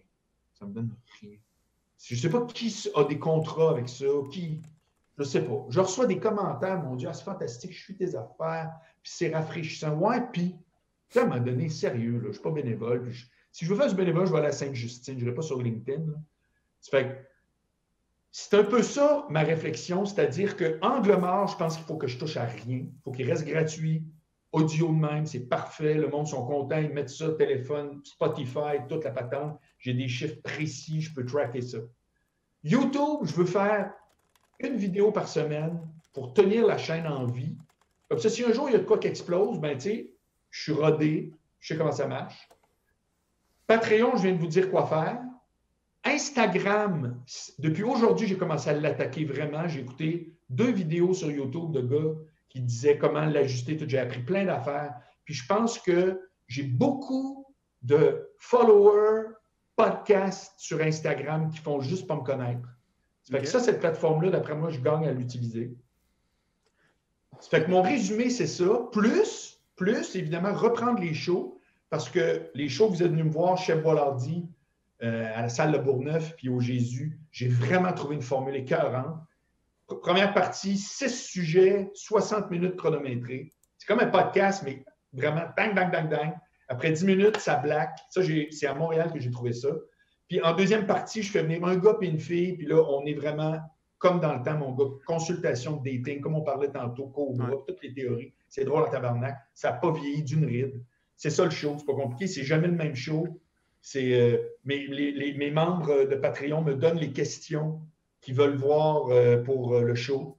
Puis Angle mort, le monde, ça l'amène à la fin. Voilà, j'ai dû prendre 4 minutes et demie. Non. Qu'est-ce que vous pensez, autant de ce que je dis que comment vous trouvez la réflexion qu'il y en a arrière? Pensez-vous que je fais bonne route? Pensez-vous qu'il faudrait que je corrige de quoi? J'ai essayé de vous faire ça le plus résumé possible. Vas-y, après ça, je vais y aller avec mes cours de marketing en réseaux sociaux. là. Ben, moi, qu'est-ce que je tiens à dire, c'est que. Puis, tu sais, personnellement, d'ailleurs, je t'ai déjà poussé pour dire à certaines personnes hey, tu devrais prendre. Appelle Marc, il est disponible, je suis sûr qu'il irait faire tes affaires, puis tout. Toutes tes affaires que tu fais, moi, je trouve ça vraiment super bon. Tu vois, juste sur le chat, j'ai I Feel Good X qui dit qui vient de s'abonner à ton Patreon ce soir, qui avait écouté beaucoup de tes podcasts, puis qui a décidé de s'abonner à ton Patreon, puis tout. Tu sais, côté contenu, ça c'est correct. Côté comment tu places tes choses, c'est correct. Seule affaire, je te dirais, vu qu'on est sur Internet, comme tu parlais tantôt, la communauté de podcasts, il y en a une, mais je dirais qu'elle est large, puis clairsemée, puis elle est sur plusieurs plateformes. Et moi, je te dis, personnellement, qu'est-ce que je te dirais si tu veux augmenter ton auditoire pour éventuellement monnayer un peu plus ça, peu importe, ça serait de trouver une manière d'être plus présent sur les affaires des autres. Je suis d'accord. Moi, J'aime ça en plus. C'est pas juste une fine stratégie. J'aime ça. Ben c'est ça qui arrive parce que tu sais, la pire gaffe que quelqu'un qui se lance sur Twitch, peu importe quelle plateforme va faire, c'est là, parce que Twitch c'est une plateforme principalement de gaming. Fait que le monde dit hey, je veux être payé à jouer à tel jeu sur Internet, je veux gagner ma vie à jouer aux jeux vidéo. Mais ça marche pas de même. Si tu fais ça de même, tu vas te planter. Avec cette optique-là, tu vas te planter, c'est sûr. Alors que si tu dis je fais ça parce que j'aime ça puis j'adore ça. Là, c'est sûr que ça va marcher. Puis toi, tu l'as prouvé que tu fais ça parce que tu adores ça puis t'aimes ça. Ça fait combien de temps que tu fais des podcasts, Marc? Des podcasts, j'avais commencé en 2018. Quand Duhem a commencé, m'a appelé pour être à temps plein, j'ai comme pris mon podcast de l'époque, je l'ai comme inséré dans l'émission. Puis en février dernier, j'ai commencé Angle Mort, man, puis c'est 5 jours semaine. J'ai dû en rater 3 depuis février. Ben c'est ça, t'es assidu. Fait que moi, c'est qu'est-ce que je te dis? Moi, faut que tu sois plus présent sur les choses des autres. Moi, c'est ça que je dirais. Comme ça, tu vas pouvoir t'amener des choses. Toi, qu'est-ce que t'en penses, Otis? Moi, je suis d'accord. Mais la grosse chose, personnellement, qui vient me chercher, c'est ta présence sur Instagram. Parce que veux pas, à mon avis, à moi, c'est du multiplateforme. Si tu veux être capable de vivre sur les réseaux sociaux puis de te permettre d'avoir un following sur telle et telle plateforme, c'est supposons sur Twitch. OK, tu veux faire des vidéos sur Twitch, il faut que tu aies des vidéos sur YouTube qui disent hey, en passant, je suis live les telle journée, venez me voir. Après ça, tu vas aller sur Instagram. Tu fais à chaque jour, tu fais ton angle mort. Là. Ben, à mon avis, ça serait de prendre un story de toi en train de faire ton angle mort, en train de jaser du sujet ou de dire bonjour, on est présentement en train de faire l'angle mort, aujourd'hui on a parlé de ça. Venez l'écouter si ça vous intéresse. Ben, tu vas peut-être augmenter ton following de dire Chris, hey, ce sujet-là, par exemple, ça me parle. Fait que là, il va dire ah ben je vais aller écouter cette émission-là. Puis là, ils vont l'écouter puis ils vont dire Chris, c'est bon, c'est quoi les autres épisodes, c'est quoi les prochains qui vont s'en venir. Fait que j'ai l'impression que tu serais capable d'augmenter ton fanbase juste avec Instagram, un story par jour. Ça va prendre dans ta vie, là, ça doit prendre 10 secondes par jour. Ça, je le fais déjà, mais je le fais mal. C'est-à-dire que je fais juste pitcher à partir de l'application Spotify. Là, tu peux partager en story. Mais c'est comme juste un logo, une capacité d'écoute, un titre. C'est pas comme une story personnelle, comprends-tu? J'ai flashé là-dessus cette semaine. Mais ça, moi, je suis entièrement d'accord avec toi. Mais tu te filmes, tu dis, tu as ton micro. Supposons que tu es en train de le faire, il est en avant de toi le micro ou tu es en train de le faire. Ben, tu closes ton émission en finissant en disant aujourd'hui, le recap d'aujourd'hui, blablabla. Si ça vous intéresse, vous pouvez aller le trouver là. Tu viens de créer une plateforme. Ton Instagram va amener le monde à aller écouter sur ta plateforme de podcast. Puis après ça, sur ton Patreon, s'ils sont intéressés, ils vont avoir une pub là. Puis tu sais, c'est vraiment tout linker tes plateformes une après l'autre pour faire de la pub. Fait que tu sais, tu peux aller chercher la pub de d'autres personnes, de d'autres podcasts, mais tu peux aussi créer ta pub toi-même avec tes propres affaires à la base. Selon moi, c'est ça. Ce bout-là, je le fais, je te dirais, je suis assez fier de moi cette année sur la façon que j'ai utilisé et que j'ai réanimé, entre autres, ma page Facebook, qui est beaucoup plus dynamique qu'avant. Puis je le vois, là, tu sais, puis je trouve des bonnes twists. Je le fais déjà, mais je ne le fais pas optimal, mais je le fais. Ça veut dire que là, ce qui manque, c'est du tweak. Et l'idée que tu viens de dire là, j'y ai pensé hier. J'ai carrément pensé, quand je fais angle mort, peu importe, je prends une photo, puis je fais juste dire, non pas voici le titre, whatever. Ben oui, mais en un mot, quelque chose de super personnel. C'est ça une story. T'sais, une story, c'est pas une pub. Une story, c'est quelque chose que tu vois la personne qui le crée en train de le faire. On a eu la même idée. Là. Fait que, à un moment donné, ça fait bien des affaires parce que tu fais tout seul. Là. Ouais. Mais je suis bien d'accord avec ça. Puis je suis bien d'accord à dire que si je peux me promener, puis que du monde vienne, là, moi aussi, là, comme mon émission là, de Chef Boilard Cuit, là, je vais vous envoyer le lien. Je pourrais l'envoyer, le lien. Tu peux-tu le partager, Faf, le lien? Ah oui, si je te- prends le temps de m'envoyer le lien par Messenger, puis je vais le mettre sur le chat pour que le monde puisse écouter. Regarde, je t'ai amené des Patreons ce soir, là, fait que... Ouais, puis Non. moi, hey man, il y a A1 Junio qui est venu me follow sur Twitch, puis je l'aime. Je vais lui dire merci, Faf. Il est back sur ton chat, Ouais. là. Mais je veux dire que je tiens à lui, puis je pense à lui. Puis, juste pour dire un commentaire dans le temps que j'y pense, que j'ai eu sur le chat, j'ai eu beaucoup de commentaires, ben beaucoup. J'ai eu 2 personnes qui disent qu'ils aimeraient ça de voir plus souvent en vidéo. Ah oui? Mm. OK. Regarde, je vous envoie le lien. Partage-le avec ceux qui nous... C'est que ça, c'est un lien non répertorié, OK? C'est pas public. Mais si tu partages le lien, tout le monde peut aller le voir. Ça dure 16 minutes. C'est mon premier Chef Boilard Cuit. Je trouve ça crissement drôle. Oui. Puis, C'est insane, moi, je trouve, là.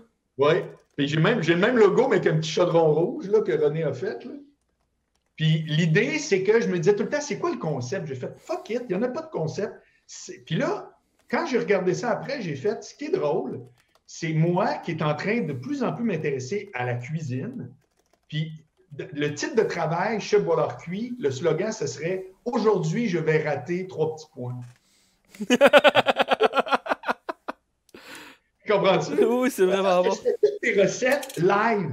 Puis quand, mettons, il faut que ça cuise une demi-heure, ben je jase, parce que Chris, moi, jasé tout seul, encore une fois, ou je jase avec mon invité. Puis quand c'est prêt, j'y goûte, puis c'est bon ou c'est raté. Puis souvent, ça va être raté. J'ai le goût de faire ça comme, genre, regarde, en temps réel, là, c'est ça, cette recette-là. Puis là, quelqu'un va me dire, fais une sauce béchamel. C'est qu'aujourd'hui, je rate une béchamel. Puis sais-tu quoi? Si tu le rates, puis tu dis pourquoi, c'est super utile. Comme hier, j'ai vu qu'un steak au four, c'est trop long, 25 minutes. C'est 15 minutes à 400 degrés. Fait que vu que je l'ai raté aujourd'hui, je peux le dire. Fait que tu peux montrer quelque chose en disant quoi faire, mais tu peux montrer quelque chose en disant quoi ne pas faire. C'est drôle en crise. Une émission de cuisine de gaffe, moi je trouve ça savoureux, non? Ah oui, vraiment. Vraiment, tu sais, exemple, il y a John Alain qui s'est essayé une fois de faire un gâteau roulé, puis ça a été un désastre monumental, puis je pense que c'est une de ses vidéos les plus vues dans la dernière année. Là, fait que... Ah, c'est drôle. En tout cas, là, tu l'as-tu pitché à tout le monde? Oui, je l'ai pitché, là. J'ai dit Bon. Chef Boilard Cuit et le lien exclusif, là, j'ai écrit Fast and Furious World Exclusive Baby. Comme un Yann Alperin, je sais pas si tu l'as déjà entendu à la radio. OK, on verra ce que le monde dise. Puis, parce que je suis comme gêné, c'est drôle, là, c'est pas mon genre. Mais là, j'ai montré ça à mes Patreons, ça a été super réaction. Puis c'est comme un peu aussi à ASMR, je pense. Tu vois quelqu'un qui jase. C'est relax. Mais il y a l'autre étape, c'est vraiment genre, tu sais, j'aime le positionnement. Moi, je m'en vais vous rater ça bien comme il faut. Mais il y a tellement de vidéos que tu mets en background. Admettons que tu es en train de faire à manger. Tu mets ça en background, puis tu le laisses jouer, puis tu regardes, tu fais comme, pourquoi il est en train de faire ça de même quand moi je le fais de même, ou pourquoi il achetait ça? Ça peut être des vidéos qui sont très, très le fun à écouter Parce que en background. Des fois, tu ne te rends même pas compte que ce que tu dis, c'est un truc de la mort. Exemple, moi, j'achète un gros plat d'arachide du Costco à 9 piastres. Immense. OK? Mais avec ça, j'achète au IGA mes compliments, là, nos compliments, la marque maison de IGA.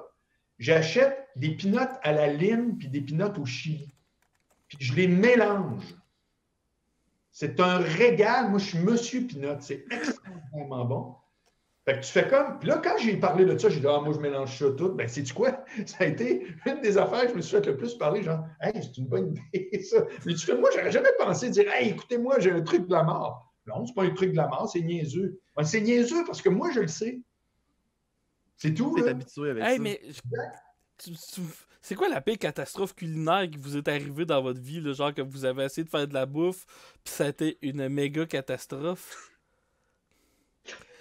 Ben, je peux te dire celle qui est la plus drôle, c'est que ma chum Cynthia, elle vend des fruits de mer pour Noref.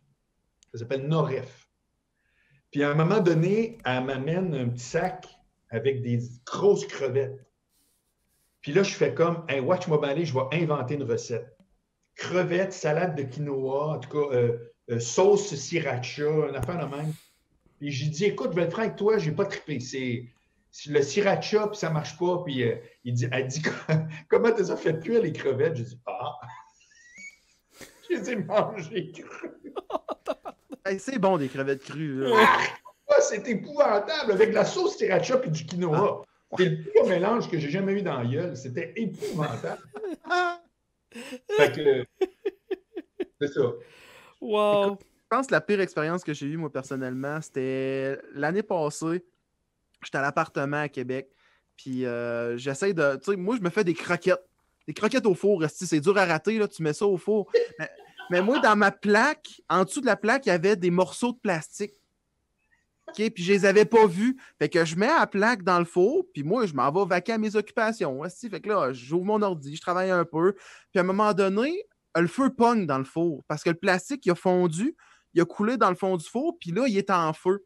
Fait que là, moi, en travaillant en électroménager, je me suis dit, c'est quand même pas si tant pire que ça. S'il y a une place que c'est pas dangereux du feu, c'est dans le four, c'est fait pour avoir de la chaleur. C'est vrai. Fait que là, je me suis dit, bon, c'est pas si pire que ça. Là, j'ouvre le chose, je sors les croquettes, je me dis, ils ont l'air prêts, je vais y goûter. Ne fais jamais ça, je tiens à le dire. Là. Ça goûtait le plastique, c'était dégueulasse, la vapeur du plastique qui brûle dans les yeux. J'étais sûr que j'allais devenir aveugle. Fait que je sors les grillages, tout. Je referme ça, je me dis, bon, ben écoute, on va utiliser le self-clean. Dans le fond, tu pèses là-dessus, ça monte à une température du calice, puis ça fait fondre les aliments. Fait que je me suis dit, on fait fondre le plastique, on va l'enlever. Sauf du plastique, quand tu mets ça vraiment chaud, là, ça gonfle, sous vide, sous pression. Fait que hey, là, moi, je starte le chose, je m'en vais me coucher dans mon lit, puis je suis comme, OK, ça va bien aller, ça va bien aller. La bulle de plastique, pow! Ça saute. Hey, là, je me dis, tabarnak, que ça va pas, là. Fait que là, ça va pas. Là, j'appelle ma mère, je dis, Suzy, écoute, je sais pas comment te le dire, mais le feu est pris dans le four puis il vient de sauter. Ma mère se met à rire. Elle dit, qu'est-ce que t'as fait? J'ai dit, des croquettes. Hey là, je suis de la famille, tu penses? C'est des croquettes nucléaires. C'est des croquettes qui arrachent tout. Fait que là, j'ai sauté mon four. Tout ça pour dire que j'ai sauté mon four. Il a fallu que j'aille en acheter un autre. À cause des 12 croquettes, Je vais chercher de l'eau. Ouais. Pendant ce temps-là, je vais te conter mon anecdote, Otis. Premièrement, moi, j'ai le fameux, tu prends une friteuse électrique, tu la mets sur le rond, tu pars le rond, puis tu t'en vas. Ça, je l'ai déjà fait. Une chose que je suis vraiment fier, c'est... je me fais des pâtes. Puis là, je trouve pas de passoire. Je finis par en trouver une, mais la poignée est scrap. Fait que là, moi, je me dis, bon, c'est pas grave, regarde, je vais le tenir par en dessous de même. Fait que je tiens la passoire par en dessous de même, sans me poser de questions. Fait que je prends l'eau, je la vide. La première seconde que je me brûlais, je me suis vraiment dit, parce que c'est long quand tu te fais mal beaucoup, Chris, je suis pas pour tout calisser ça là, je veux souper. Mais à un moment donné, je me suis rendu compte que ma main droite était peut-être plus importante que de satisfaire mon envie de souper à l'instant. Peux-tu m'expliquer à quoi tu penses, esti? J'étais un gros qui a faim, man. À quoi tu veux que je pense? Ouais, mais tu te faisais des pâtes. C'est pas moi, c'est pas ça, là. C'est pourquoi tu mangeais pas des nuggets ce soir-là, là. Ben là, je mange pas juste des nuggets. Je te reconnais plus. Je te reconnais plus. T'as changé. C'est quoi cette affaire-là, Faf, que Alex, il me disait que dans ton menu, il y a 3 ingrédients, là?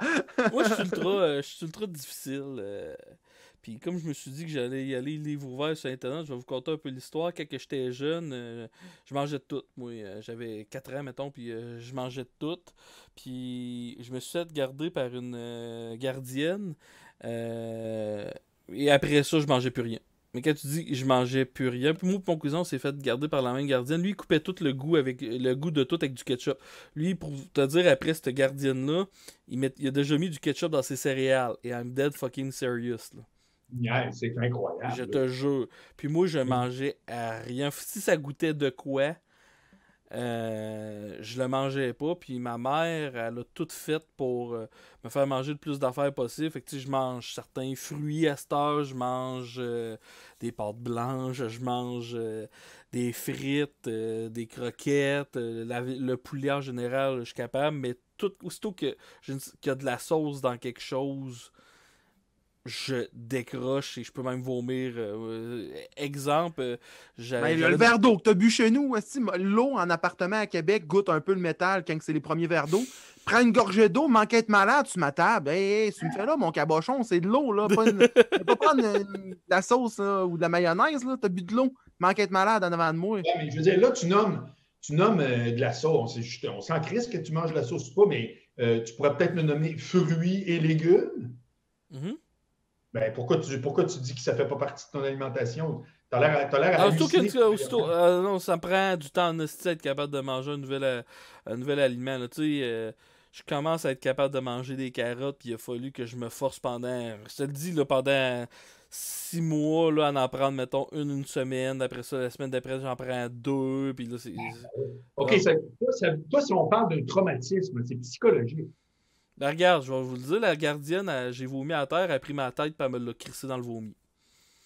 Parce que quoi? C'est pas un chien, esti? Non, ben elle, après, elle s'est fait arrêter, elle a fait de la prison pour fraude, là, ben, même pas pour ça, là. Mais tu sais, ben, encore là, je suis même pas sûr qu'elle ait fait ça, parce que j'avais fucking 4 ans. J'ai aucun souvenir, c'est juste une partie qui a été effacée de ma mémoire complètement, j'ai aucun esti de souvenir de tout ça. Puis tu sais, ma mère m'a fait voir des psychologues, puis même des hypnothérapeutes, des affaires de même. Tu sais, j'ai rencontré l'hypnologue qui a déprogrammé du monde qui était dans l'ordre du temple solaire dans les années 90, pour ceux qui se rappellent. Là. Fait que c'est pas un 2 de pique non plus. Sauf que j'ai lu beaucoup sur l'hypnose. Puis tout ce que tu dis sur l'hypnose, c'est des affaires que tu inventes. Fait que là, tout ce que j'ai découvert de cette session-là, j'ai sacré ça au vidange. Mais quand même, là, je sais que j'ai eu un très gros traumatisme pendant cet événement-là. Pas mal sûr que c'est l'histoire du vomi parce que j'ai un souvenir d'avoir vomi à côté de la sécheuse. Puis ça, c'est pas à cause que j'aimais pas la bouffe. C'est que j'étais tellement insulté. Je pense que c'était une des premières fois que mes parents me faisaient garder par un inconnu. Fait que j'étais tellement insulté que je dois avoir braillé jusqu'à en vomir. Je comprends. Fait que c'est ça. Puis ça m'a créé un traumatisme, là, mais cette femme-là était lifeguard à Sainte-Clotilde. Puis il y avait un jeune qui s'était noyé, ben, pas noyé, mais genre qui s'était calé dans l'eau pis tout. Puis c'est genre elle l'avait tellement traité de tout croche qu'elle traité la situation de façon tout croche qu'elle avait plus le droit d'être lifeguard partout, cette fille-là. Là. Fait que, tu sais, c'était une toute croche. Là. Puis, ça, le message, c'est 18, puis elle a arrêté de garder des enfants, heureusement. Là. Mais c'est ça, là. J'ai eu ce traumatisme-là qui fait que je mange à moitié rien. C'est bad. Puis... bref, ben, dans un sens... Qu'est-ce que je mange, c'est quand même assez varié pour pas, mettons, avoir des carences. La raison pour laquelle que je suis gros de même, c'est tout ce qui est chips, chocolat, puis tout, j'adore. Fait que là, c'est juste ça qu'il faut que je calisse au vidange, puis que je me concentre sur ce qui est bon pour la santé, là, mais... Prends-tu des vitamines? Je devrais. J'ai essayé. Okay. Parce que là, si tu as des lacunes qui sont... Parce que là, ton alimentation, ça a l'air d'être une alimentation qui manque de certains trucs. Oui, effectivement. Probablement que au moins, tu irais chercher ce bout-là. Tu sais. En attendant que... Parce que là, ce qui est clair, c'est que tu es dans une démarche pour essayer d'élargir ça. Fait que ça arrivera quand ça arrivera. Mais... Puis en plus, ce qui est positif, c'est que tu es au courant de ça. Tu sais, tu le sais qu'il y a de quoi qui bug, puis ça fait que tu es en route. Mais en attendant, c'est certain que c'est pas l'alimentation de rêve. C'est niaiseux, mais exemple, une fois, j'avais demandé, tu sais, mes doigts de poulet, je prends tout le temps des doigts de poulet au restaurant, puis je me demande souvent, mais pas de sauce, parce que c'est souvent que les serveurs se promènent avec la sauce, ils vont en échapper, puis ça va aller sur tout le plat. Puis un coup, la sauce est arrivée, puis moi, je n'ai pas fait de cas. J'ai juste pris la sauce, j'y mets à côté, pas de trouble. Je commence à manger une frite, et il y avait de la sauce sur la frite. Je te dis, aussitôt que la sauce a touché ma langue, le vomi est sorti instantanément. Wow! Fait que toi, c'est comme une réaction allergique, mais psychologique. Oui, vraiment, là, puis c'est fort. Là. Eh ben. On a toutes nos bébites. Moi, ça, c'est ma bébite, la bouffe. Oui. J'ai pris du pot une fois dans ma vie. J'ai jamais pris de café dans ma vie, imagine-toi donc. Là. Ouais, tu prends pas de café? Même pas pour... Ben, j'ai eu la chance d'en prendre du café. J'ai déjà goûté du café. Mais je me suis dit, garde, vu que cette boisson-là m'attire pas, puis il n'y a pas tant de positif que ça à prendre du café dans ta vie, ben, j'ai juste décidé de jamais en prendre. Genre, je Moi, vois le pas l'intérêt. matin, quand je me lève, je me fais 2 cafés, puis des fois, j'en faisais 4, puis moi, il faudrait que j'en prenne 0. Parce que de 1, ça m'énerve, puis de 2, ça me fait... J'ai une vessie hyperactive. Moi, c'est l'heure médicale, la Fat and the Furious. J'ai une vessie hyperactive, ça veut dire que je peux aller... C'est insupportable. Ça peut être aux 30 minutes, c'est insupportable. Puis il y a des médicaments pour ça, sauf que je fais tout ce qu'il ne faut pas. C'est-à-dire, je prends du café. Non, c'est pas vrai. Regarde, j'ai coupé à 2 cafés, c'est ça que je veux dire. Puis moi, c'est du café poche, là. C'est de l'instantané Tim Hortons. Ça ne peut pas être plus vulgaire que ça, là. Parce qu'on dirait que je ne veux pas m'acheter une cafetière, même si j'en prends tous les jours, parce que c'est comme « Ah ah, ça va vouloir dire que je prends du café. » C'est calme. Mais bref, moi, le matin, je me lève, là, puis mon bonheur commence en me levant parce que je m'en vais chercher mes 2 cafés. Ça, mon gars, là, pour moi, je ne sais pas, toi, Testicule, si t'es genre café, là. Je me mets le reste de la journée, là. Jamais, jamais, jamais. Mais ces 2-là, Chris, j'aime ça. Moi, je prends des cafés, mais ça me réveille pas. Puis je prends des cafés froids. Je suis pas capable de boire mon café chaud, bouillant, là. Moi, il faut qu'il soit froid. Fait que, mettons, je me prends un quadruple expresso, mais je le dilue avec de l'eau frette. Ça fait mon bonheur. Wow! C'est ce que je prends, là, mettons, à 1h, quand j'embarque sur mon ordi, je commence à travailler mes affaires, là. J'ai un quadruple expresso avec de l'eau froide dans une grande Christie de tasse, puis je suis capable de faire mon après-midi avec ça. À quelle heure vous vous levez et à quelle heure vous vous couchez? Beaucoup trop tard, pour les 2 réponses. Moi, je me couche vers minuit et demi, puis je me réveille vers 7h30. Je me couche vers minuit et demi aussi, des fois à 1h, puis je me lève vers 11h. Entre 10h et 11h. Pour vrai? À peu près. Ouais. Wow. Toi, Marc, ça ressemble à quoi? Moi, man, je suis au lit, là, Je suis au lit à 10h, mais je ne m'endors pas avant entre 11 et minuit. Mon heure, c'est 11 et minuit réellement parce que sur mon iPad, je suis vraiment craqué. J'écoute des cours de Michel Onfray, j'écoute plein. Je finis toujours la journée sur YouTube. Tout le temps. Tout le temps. Puis je m'endors là-dessus, littéralement. Je finis toujours la journée. Je m'endors sur plein d'affaires que j'écoute. Puis je me lève entre... Ben là, c'est peut-être pas nécessairement ça, là, mais je me lève entre 6h30 et 7h30. 8h, c'est extrêmement rare, puis 6h, c'est extrêmement rare. Ouais, mais t'as-tu déjà été morning man à la radio ou quelque chose? Non. Chris, comment ça, tu te lèves tôt de même? Ben, de un, comme toi, j'ai besoin de beaucoup d'heures. C'est que tu remarqueras que ça fait quand même pas mal d'heures, tu sais. Je suis couché comme entre 9h30 et 10h30, je suis couché, mais pas endormi. C'est comme si je transfère la TV dans la chambre. Là. OK. Puis, je veux dire, man, à un moment donné, j'ai dormi 8 ou 9 heures, 8 heures. Tu veux que je fasse quoi? Tu sais, je suis un lève-tôt, couche-tôt. J'ai toujours été le même. J'ai toujours été lève-tôt, couche-tôt. 5 heures, pour moi, c'est insupportable. Puis à partir de 6, je suis capable de faire ma journée. Mais tu sais, genre 5 heures, moi, là, je peux pas. Là. Il faut que je me recouche. Il y a de quoi qui ne marche pas. Puis 6 heures, je pourrais toffer. Je pourrais aujourd'hui, à l'époque, je n'aurais pas été capable. Aujourd'hui, je pourrais me lever 5 jours par semaine à 6 heures, mais c'est un peu raide. Mais mon heure naturelle, parce que j'ai vraiment un horaire comme je veux, c'est un privilège hallucinant, c'est les heures que je viens de vous dire. Je te dirais que quand je vois 7 heures, là, je trouve ça une très belle heure. Ouais. C'est bon. Moi, perdre 20-30 livres, là, parce que c'est quelque chose que j'ai pogné dans la pandémie, là, honnêtement, j'aurais juste besoin de 5h30, 6 heures de sommeil, moi. J'ai ça de génétique du côté de ma mère. Là. Mon grand-père, lui, à 3h30 du matin, il se levait. Là. Il a tout le temps été de même. Là. Fait que, dans le temps que je jouais au hockey, j'avais besoin de mon 8 à 10 heures de dodo pareil, là, que j'ai été fucking en shape dans le temps que j'étais collégial ou aujourd'hui. C'était 8 à 10 heures là, qu'il fallait. Là. Je sais pas comment tu fais pour 5 heures, man. Ben... ça m'a permis justement, ça m'a aidé beaucoup en humour parce que mes 2 premières années là, en humour, j'habitais en Beauce, je faisais des spectacles à Montréal, je restais jusqu'à la fin du spectacle pour me faire du PR, pour parler avec les autres humoristes puis tout. Je revenais chez moi, il était 1h du matin, plus souvent qu'autrement, je passais 1 heure à revenir sur le show, à améliorer mes gags puis tout.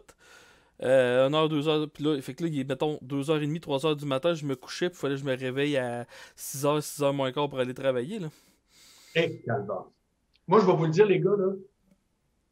Une des pires affaires dans la vie pour moi, à part des vrais drames, là, on parle de drames quand ça va bien, là, pas de perdu un enfant, là, c'est une très mauvaise nuit la journée après. Pour moi, même ça me fâche. C'est comme il n'y a rien de pire. Ou je vais le mettre, je vais le mettre positif. Il n'y a rien de plus fantastique que de te lever le matin, tu n'as pas pris une goutte d'alcool, tu n'as pas pris une goutte d'alcool, tu as bien dormi total. Dieu merci, c'est ma grande régulière, c'est mon beat régulier. Mais c'est sûr qu'à travers ça, ici et là, une gazerie, une sortie, une patente. Mais à chaque fois que c'est une excellente nuit, puis je me lève le matin, puis je fais, c'est fantastique. C'est fantastique d'avoir la tête hyper claire, de savoir que tu es sur le gun, tu es totalement reposé. Asti, je trouve ça vaut. Puis pourquoi je vous parle de ça? Parce que plus les années avancent, plus j'entends du monde dire qu'ils font de l'insomnie. Moi, je ne sais pas si les gens s'en rendent compte, là, ça devient le mal numéro 1 dans la société. Là. C'est pas un divorce, puis c'est pas... c'est mal. Le monde, il dort pas. Ça me fait capoter. Comment ils font? Ben, il y a beaucoup de monde que c'est au niveau de l'anxiété, la tête arrête pas de te tourner, qu'est-ce qui va se passer? Puis ils se créent des scénarios, je le sais, écoute, ma mère est de même, là. Le soir, quand elle se couche, là, puis mettons, il y a des choses qui sont passées dans la journée qui font poser des questions, là, ça va être scénario par-dessus scénario, puis OK, s'il arrive ça, je vais faire ça, m'a dire ça, m'a agir comme ça. Mais s'il arrive ça, puis que je fais ça, puis là, ils partent dans leur tête bien raide, puis ça empêche du monde de... Puis pendant un bout, j'étais de même, sauf que je me suis rendu compte, moi, ma manière de me combattre ça, c'est que je me mets justement un podcast à côté de moi, je l'écoute, puis maintenant, tu sais, t'as pas le choix de te concentrer sur une affaire, c'est le podcast, fait que je m'endors, tout simplement. Fait que moi, ça a été ma technique à moi de combattre tout ce qui est anxiété / insomnie. Mais il y en a d'autres qui, écoute, ça va être il va falloir qu'ils se prennent des médicaments pour dormir, d'autres qui vont, qui vont juste ne pas dormir, ils vont se lever dans le milieu de la nuit, puis ils vont dire, ils vont prendre un story sur Facebook, Snapchat, Instagram, hashtag insomnie, puis ça sera ça, là. Fait que là, je viens d'avoir une nouvelle pendant que je vous parle, parce que moi j'ai un autre live après avec M. Carl William Tardy et Will Pack. Et Carl William Tardy devait faire un aller-retour, j'en marquais pas trop dans les détails, mais il y a quelqu'un dans sa famille qui est très malade, puis il était faire un aller-retour pour aller visiter. Ils ont pogné un accident de char en revenant. Carl Will? Oh que oui. Es-tu correct? Il a dit que tout le monde est OK, c'est juste des dégâts matériels, là. Fait que là, Okay. je vais avoir des petits... J'allais dire un broglio, mais je vais avoir des petits détails à gérer. Le live va avoir quand même lieu avec Will Pack. Je sais pas si toi, si tu filais pour continuer ou t'avais prévu d'autres choses. Ouais, un peu, y a pas de trouble. Mais non, mais je parle tantôt si tu voulais embarquer avec Will Pack. Coucou, tu veux voir ma bite? Ok, parfait. En attendant, Carl Will, y a pas de trouble. Ben, parfait. Fait que c'est ça. C'était juste ça que je voulais régler. Fait que continuons la conversation. T'as-tu eu un accident de char, toi, Marc? J'ai eu une moto 16 ans, je n'ai pas eu le moindre accident ou accrochage. Oh boy, chanceux. Ouais, rien, mais je conduisais un peu pire. Tu sais, j'avais une moto. D'ailleurs, tu sais que c'est le seul autre projet que j'ai matériel. Là, je viens d'acheter le condo ici. J'ai aucun autre projet à part une PlayStation, un PS5. Je vais devenir un gamer. Wow. Ouais. Ça, quand ça sort, je l'achète. Mais quand ça sort, quand c'est disponible. Ouais. Puis je vous le jure, là, je vous le dis, là, j'ai aucun projet de voyage, de char, de rien, sauf un Harley. Oh. Sauf un Harley. Autobus Slack. Oh shit. Mais je vous dis pas que je vais l'acheter parce que ici, ça a coûté crissement cher, puis je me suis promis de mettre un montant X en plus de mes paiements par mois chaque année pour les 7 prochaines années, pour arriver à mettre ça quasiment pas loin de zéro. Bon, tu sais, puis je peux le faire, puis je veux le faire. Il faut que je puisse mettre pareil mon cash cette année. Ça fait que je pense pas que ça va marcher. Je vous le dis honnêtement, là, à moins que tout à coup, là, ça se mette vraiment à rouler plus. Moi, je suis très heureux de même, là, mais admettons que ça roule plus, ce ne sera pas pour le flow B, comprenez-vous? Mais mon seul projet, ce serait ça. Fait que parenthèse, là, parce que je n'ai pas parlé bien. Je n'ai pas parlé jamais, d'ailleurs, pas parce que c'est un secret, je ne sais pas, on jase de tout et de rien. Puis des accidents d'auto, j'ai pas de souvenir, non. j'ai acheté, la seule affaire que je vais faire, je dois vous dire, c'est que j'avais acheté, moi, une auto qui était une vraie soucoupe volante. C'était une Nissan 300ZX 1984, l'année du 50e anniversaire de Nissan. Puis il avait fait une auto, la 300ZX. Écoute, sérieux, elle avait 10 ans d'avance. C'était hallucinant. C'était le premier char avec un dash digital. Là. Tout, il n'y avait pas d'aiguille. On n'avait jamais vu ça en 84. Tout. Non, mais gadget, il l'a turbo, 3 litres de cuir. Tout. C'était fou. Puis c'est mon chum qui l'avait acheté. Puis 10 ans plus tard, en 94, j'y avais acheté 6 500$, mais il était accidenté. Il avait fait un gros accident. Puis il m'avait dit, Marc, c'est pas compliqué. Il dit, je te le vends 6 500$. Va voir dans un garage s'il y a des affaires à refaire. On va enlever le prix des réparations qu'il faut que tu fasses. Puis moi, le câble, je suis allé dans un genre de garage recommandé CAA du coin. Là. Au lieu d'aller chez un vrai Nissan, fait que lui, il a fait quoi? Il a dit, les wipers marchent, les lumières allument. Là, tu sais, complètement. Ben, les gars, cette auto-là m'a coûté, en plus du 6 500$, écoutez bien, 14 500$ pendant les 5 ans que je l'ai eu, pas les 20 ans. Pour te mettre en contexte, quelle année que tu as eu ce char-là? 94? C'est 84 que j'ai acheté en 94. OK. Oh boy. Je l'ai revendu donc aux alentours de 99-2000.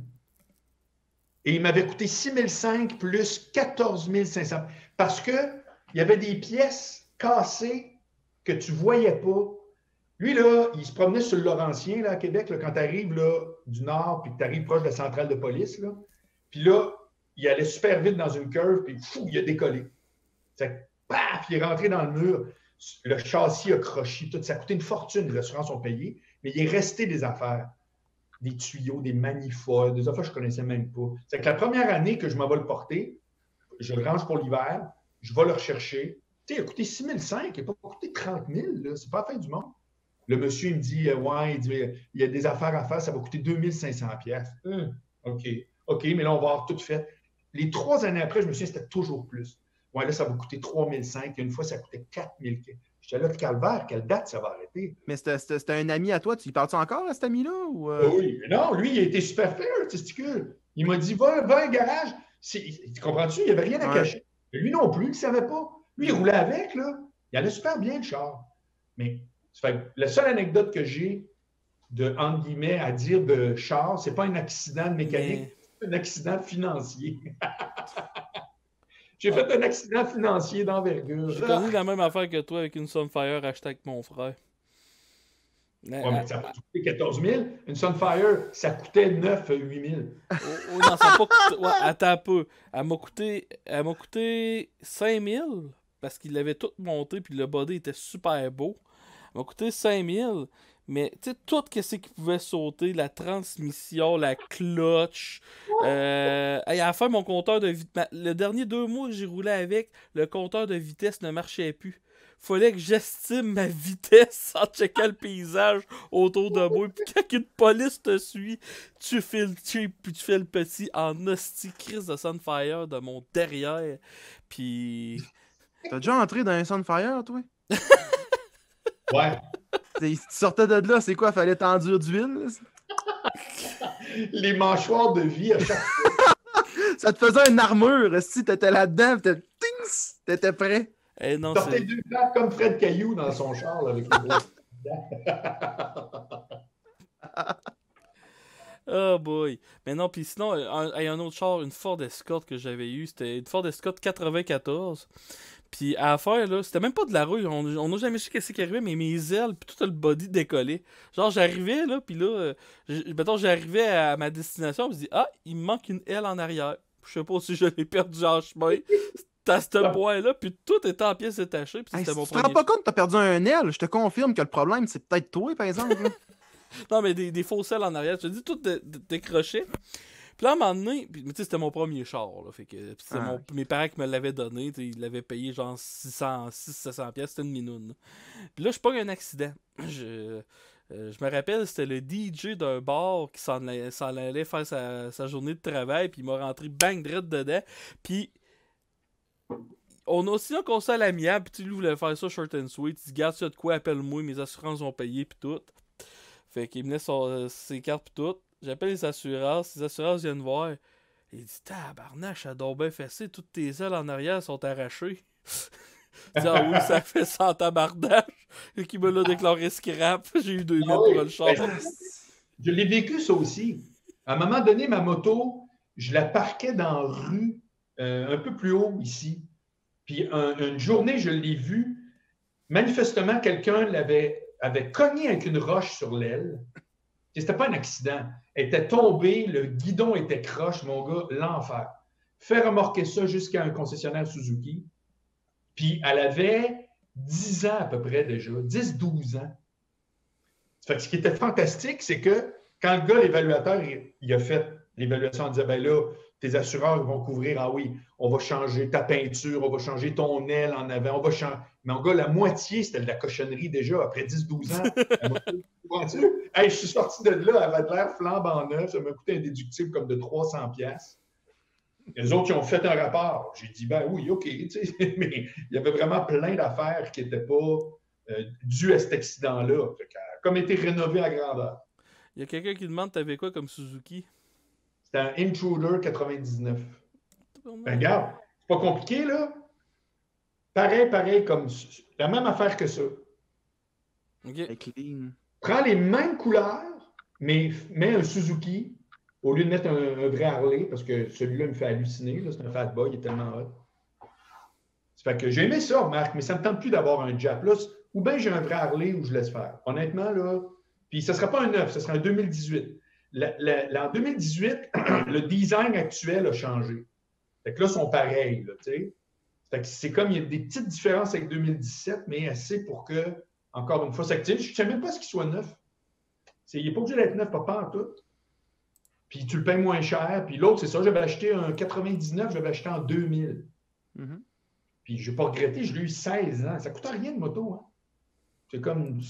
Ça coûte rien, dans le sens que, bon, Harley peut-être c'est plus cher, là, mais en tout cas, bref. Fait que c'est ça. Regarde, je mettrais une conclusion. Je nous enlignerais vers la conclusion avec tout ça. J'invite tout le monde à suivre Marc Boilard. Premièrement, allez sur ton site internet, Marc Boilard, www.marcboilard.com. Très Tout facile à trouver. Tout est là-dessus. Autant ton Patreon que toutes les autres plateformes. Oui. Bravo. Disons ça. Bravo à toi! Bravo à toi. Otis, t'as ton Facebook, là t'as commencé à faire du Twitch toi aussi. Ouais, je suis présentement en live. Présentement en live qui fait notre live, mais de sa version à lui, c'est-à-dire beaucoup moins intéressant, beaucoup moins beau, beaucoup moins poli, mais il est là, puis je trouve ça cute que tu t'essayes. On se revoit mercredi la semaine prochaine à 19h30. On va faire ça le temps qu'on va pouvoir. Oui. Merci à tout le monde. On a eu un bon auditoire ce soir. Merci aux 40 personnes en moyenne qui écoutaient ça. Vraiment apprécié tous vos commentaires et tout. Merci aux personnes qui sont abonnées au Patreon de Marc et au follow qui ont donné à moi et Otis. Oui, c'est très, très, très gentil. Puis, c'est super cool, j'adore ça. Puis c'est le mercredi prochain, ça va être un autre épisode succulent. J'ai bien hâte. Et j'ai déjà... On va être là. Je vais te surprendre avec un sujet mercredi la semaine prochaine. J'ai hâte. Et pour les autres, ben moi, je vais être live dans 15 minutes. Otis, je pense que tu vas revenir. On va jaser de ça. J'ai quasiment le goût de juste laisser le stream ouvert et de gosser là-dessus. Là. Ben, comme tu veux, parce que là, moi, visuellement, quand Marc va quitter, ça va tout Ma scène est déjà CHR, prête. là. Mais moi, ma scène n'est pas déjà faite. Je suis pas aussi fancy que toi. Envoie-moi le monde, puis après ça, je vais te renvoyer. Fait que, regarde. Hey, salut Marc, on se voit mercredi prochain. Salut Marc. Coucou, tu veux voir ma Ciao. vie? Juste à